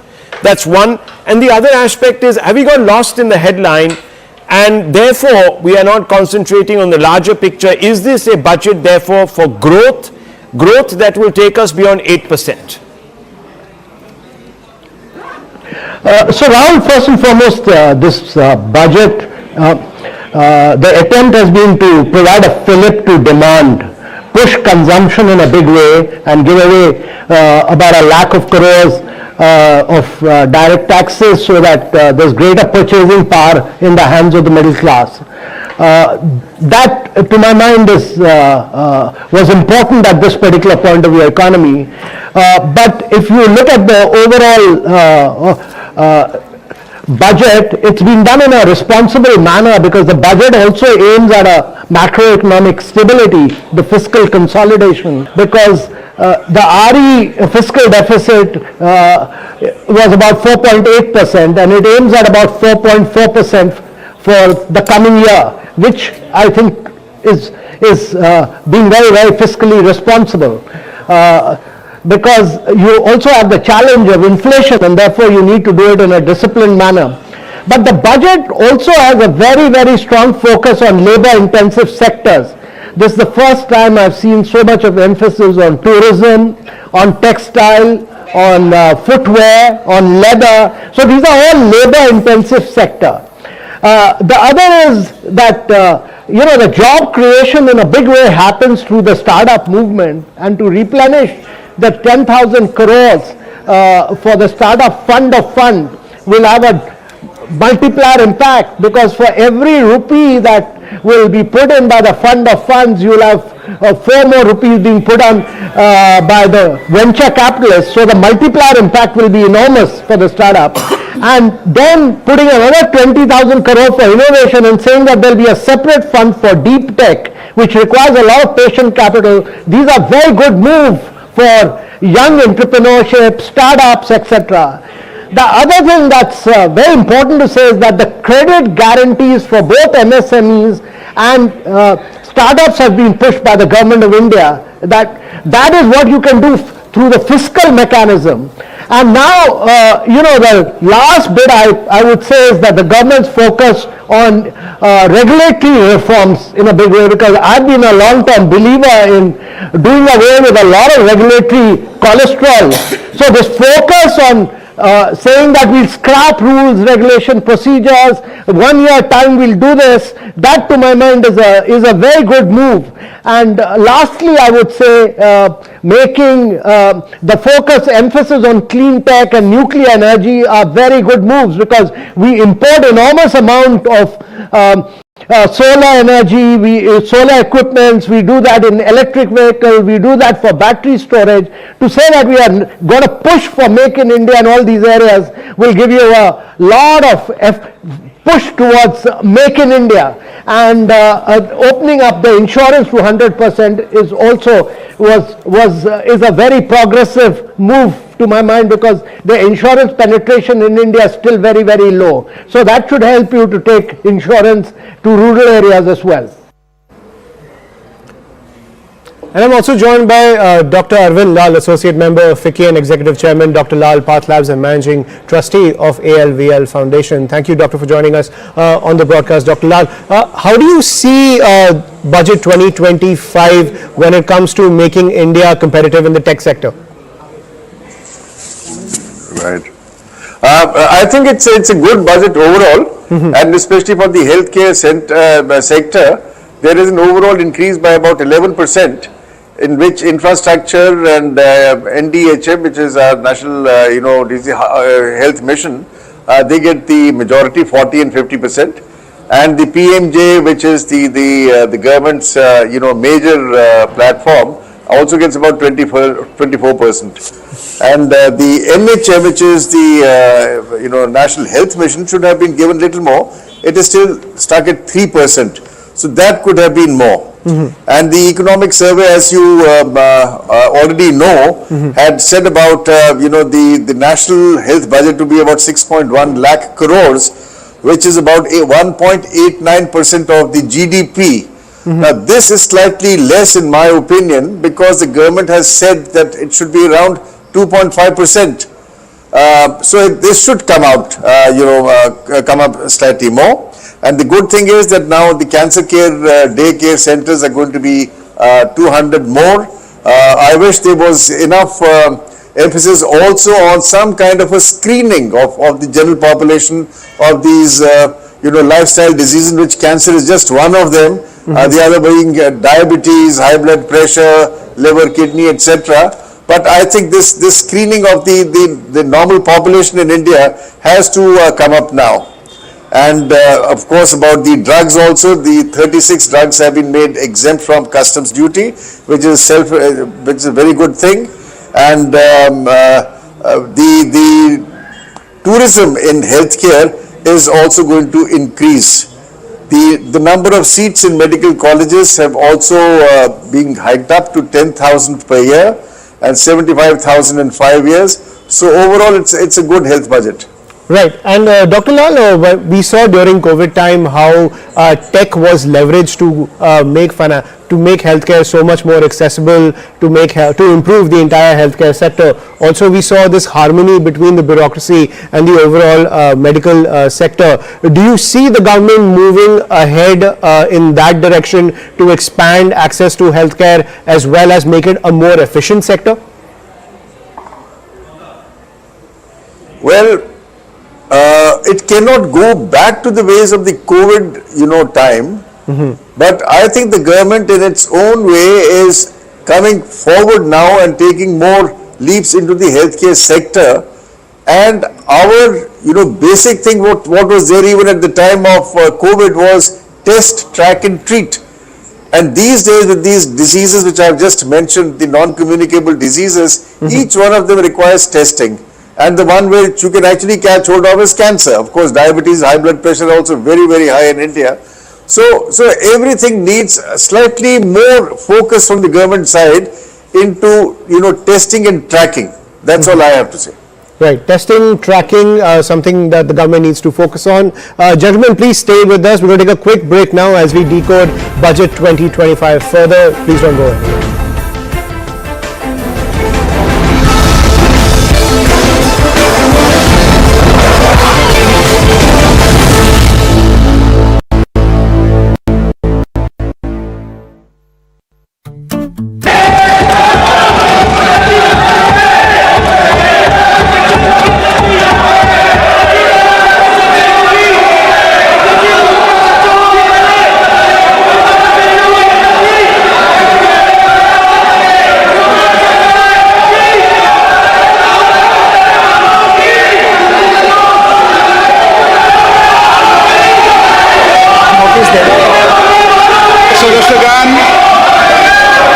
Budget के बाद राज्यपाल अभिभाषण में आपको पर्याप्त सत्र पे अवसर दूंगा। मेरा आपसे निवेदन है, नहीं माननीय अखिलेश जी, आपने संसद की मर्यादा को आप बना के रखें। कभी बजट भाषण के अंदर इस तरीके का नहीं हुआ, ये उचित नहीं है, ये उचित नहीं है। अखिलेश जी प्लीज, मैं आपको मौका दूंगा राज्यपाल अभिभाषण पे, प्लीज। नो, ये तरीका ठीक नहीं है। No,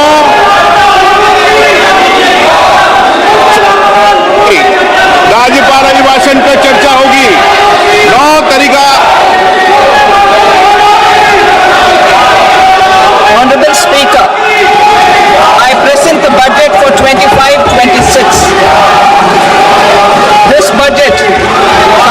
our government's efforts to A.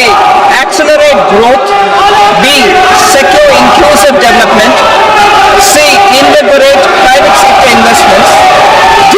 Uplift household sentiments, and E. Enhance spending power of India's rising middle class. Together, we embark on a journey to unlock our nation's tremendous potential for greater prosperity and global positioning under the leadership of Honorable Prime Minister Shri Narendra Modi. As we complete the first quarter of the 21st century, continuing geopolitical headwinds suggest lower global economic growth over the medium term. However, our aspiration for a Viksit Bharat inspires us, and the transformative work we have done during our government's first 2 terms guides us to march forward resolutely. Our economy is the fastest growing among all major economies. Our development track record for the past 10 years and structural reforms have drawn global attention. Confidence in India's capability and potential has only grown in this period. We see the next 5 years as a unique opportunity to realize Sabka Vikas, stimulating balanced growth of all regions.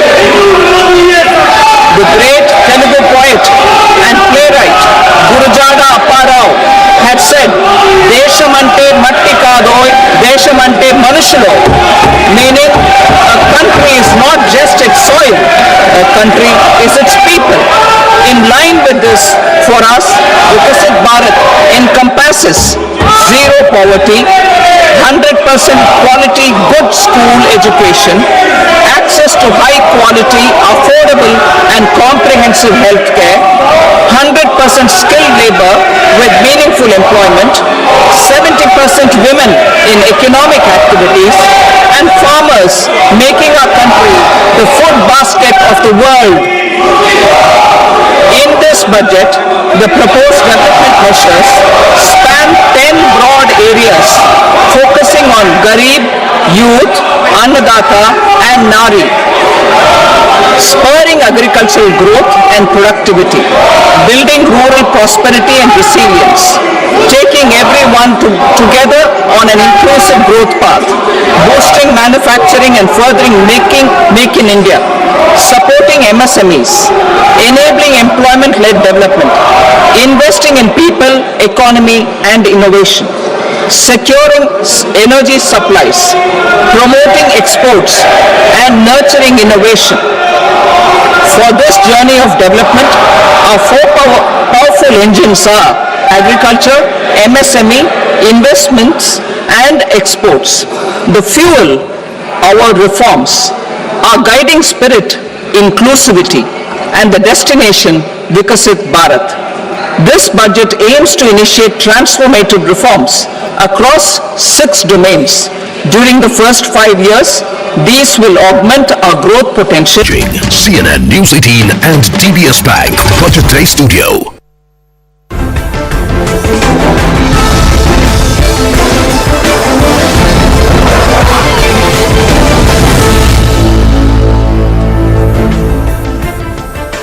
Hello everyone, today we are coming to you live from the CNN News 18 and TBS Bank Budget Day Studio. Finance Minister Nirmala Sitharaman presented the Union Budget 2025 in the Parliament today. The budget comes with a huge boost for the middle class, with income tax payment exempted up to 12 lakhs income per year. The step will provide a major relief for the middle class, which will be left with a lot more money in their hands. TCS threshold has been raised from 7 lakh to 10 lakh rupees. In a push for education, 3 centers of excellence for artificial intelligence will be established. The capacity of IITs and medical colleges will also be expanded. Meanwhile, the union budget comes with major allocations for poor-bound Bihar. Finance Minister Nirmala Sitharaman announced that a Makhna board will be established for Bihar and trading support will be provided for Makhna farmers. The budget also aims to boost infrastructure capacity in Bihar and facilitate the establishment of greenfield airports. Financial support for the for the crucial Western Kosi Canal project has also been announced that is expected to benefit farmers of the Mithilanchal region. First, let's listen in to Nirmala Sitharaman and Prime Minister Narendra Modi's message to the entire nation. Personal income tax reforms with special focus on middle class. Democracy, demography and demand are the key support pillars in our journey towards Viksit Bharat. The middle class provides strength for India's growth. This government, under the leadership of Prime Minister Modi, has always believed in the admirable energy and ability of the middle class in nation building. In recognition of their contribution,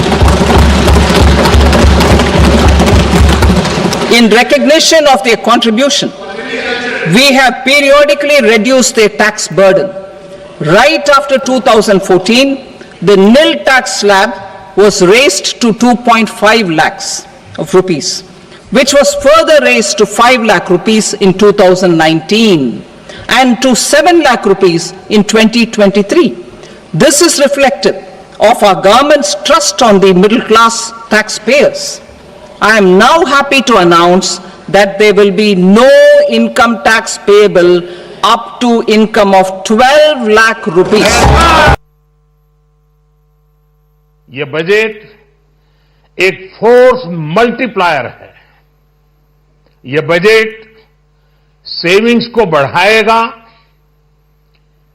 investment को बढ़ाएगा,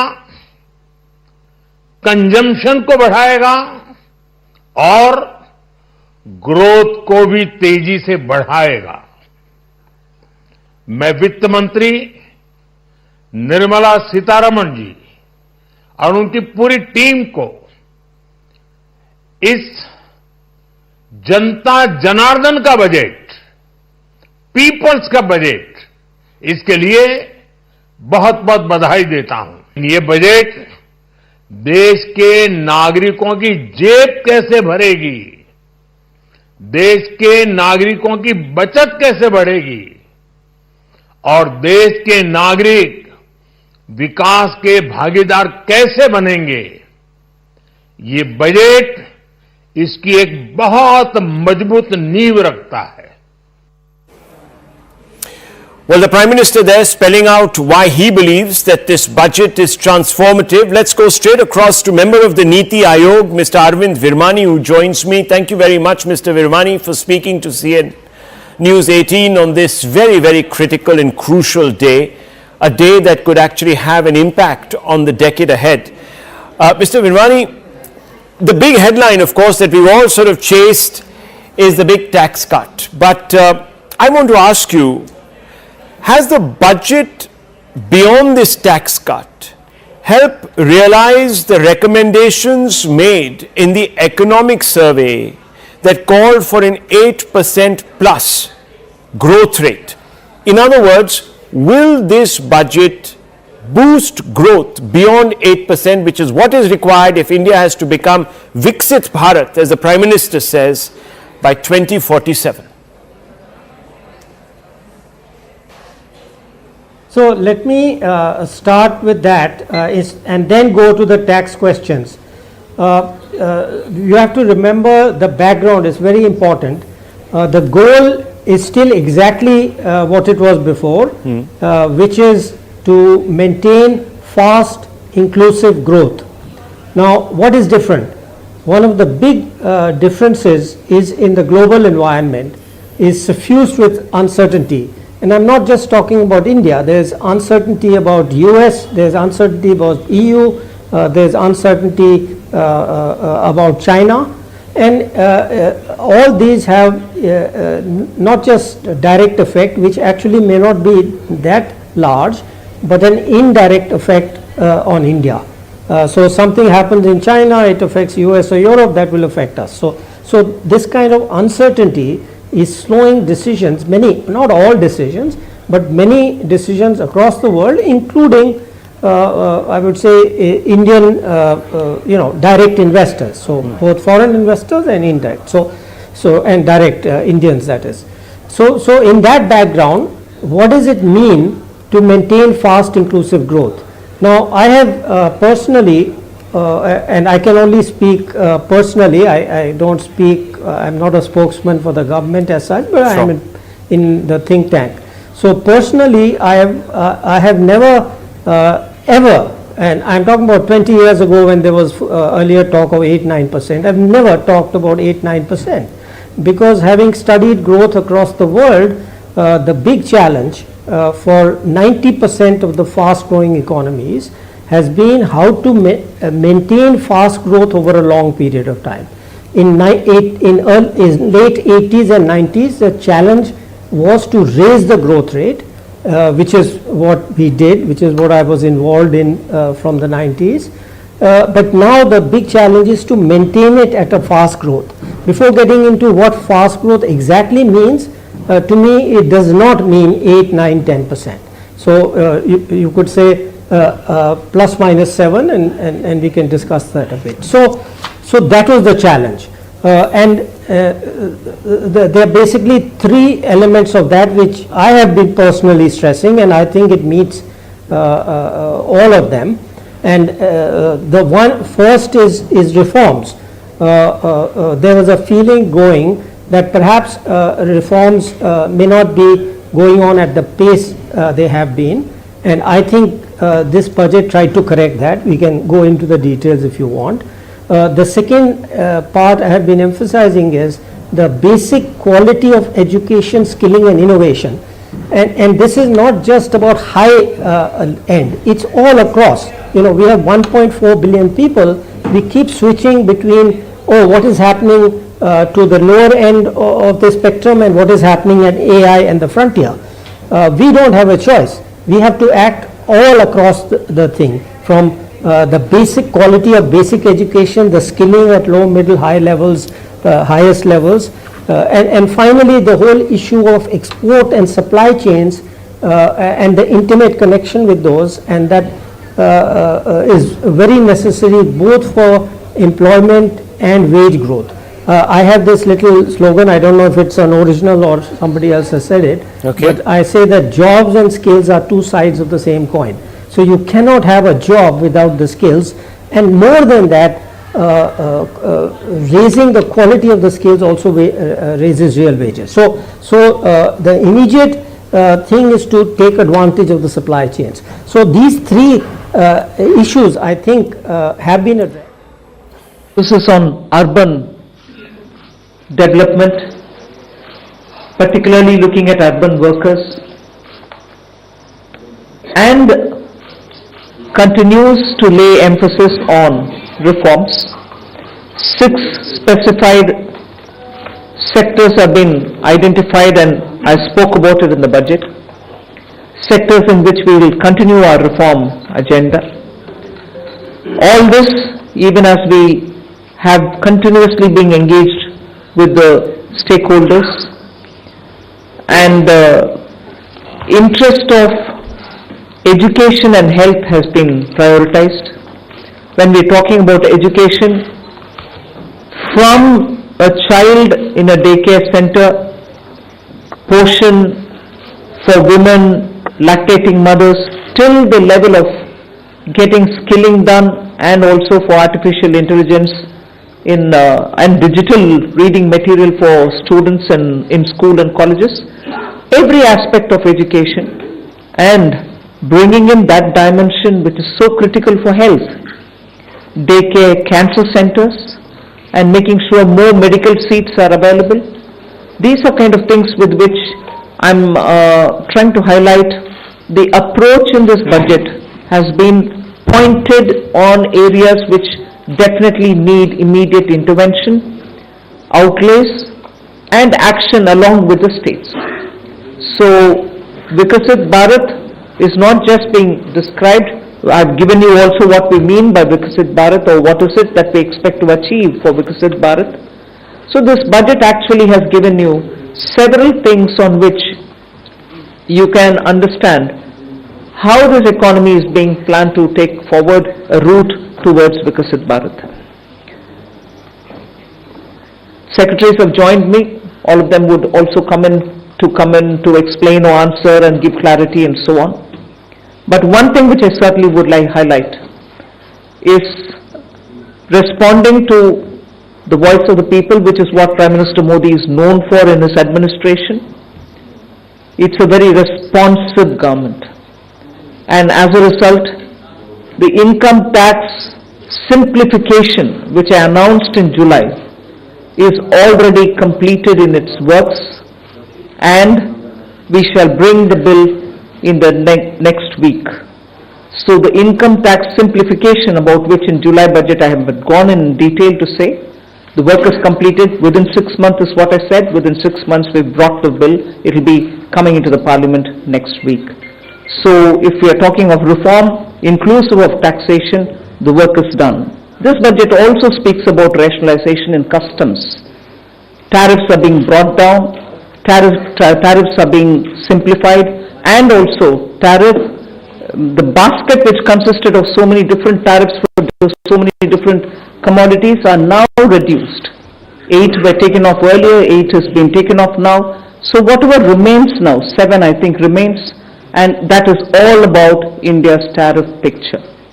So the usual narrative which goes on, saying is India being too heavy on tariffs? No, you find that we've drastically reduced and also simplified. So this budget has so many things for all of us to talk about.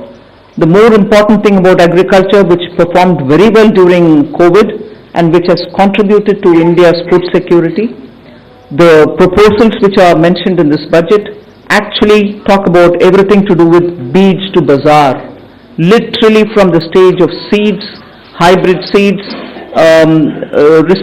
climate resilient seeds, seeds which can give greater output, seeds which are going to be high yielding, all this together to the final point of India becoming the world's food basket. That's the definition I put in when I was talking about Viksit Bharat. So we are making sure that India's agriculture gets the support across the board, whether it is on seeds, whether it is for skilling the farmers, whether it is rural prosperity, whether it is going to have agriculture and allied industries being set up in rural areas, and whether it is going to be farmers getting better and more loan with interest subvention, not just farmers, fishermen, and also dairy, meaning animal husbandry. So the picture for rural development and the picture for supporting agriculture is across the board, and that has been narrated. The second thing which I would want to highlight is the continued emphasis that we are giving since vote on account budget, July budget, and now on the MSMEs. Whether it is giving them sovereign guaranteed loan, whether it is support during COVID, whether the definition being changed now for better, more inclusive growth in MSMEs, access to bank credit. So MSMEs have also been given greater emphasis.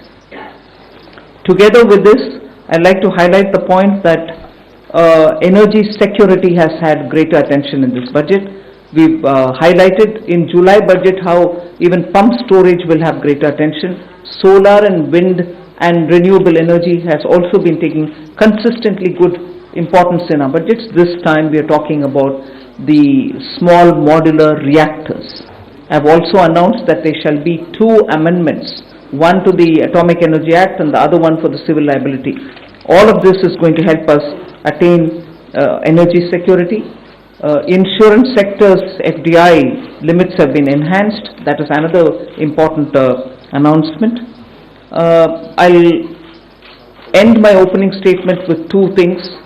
There is no reduction in the public spending on capital expenditure. Let's put that up front. We continue to place emphasis on the multiplier effect that capital expenditure done by government has shown, has sustained us. We continue on that.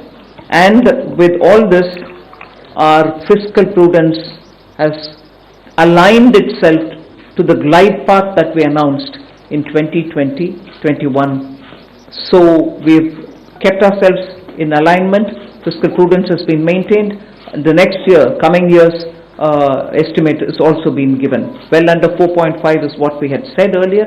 We are also projecting the same. So this is just as an opening statement. There's a lot more to say, but as you all ask questions, so shall we answer. Thank you. Thank you, ma'am. 225. 225. Mic, please.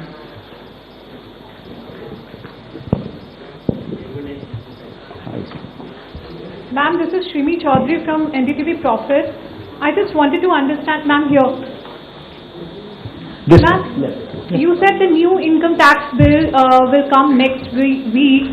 Will that be in the form of draft, and where you are also going to take stakeholder comments on that?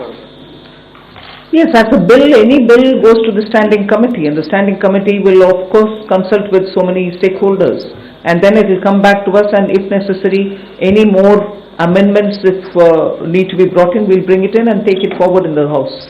So do we expect implementation in this in the fiscal year in FY26? Do you expect what? Do we expect the implementation of? Well, let it get passed. I hope it will get passed without much of a difficulty, but it is only after its passing. Sure. Thank you. 35. Front.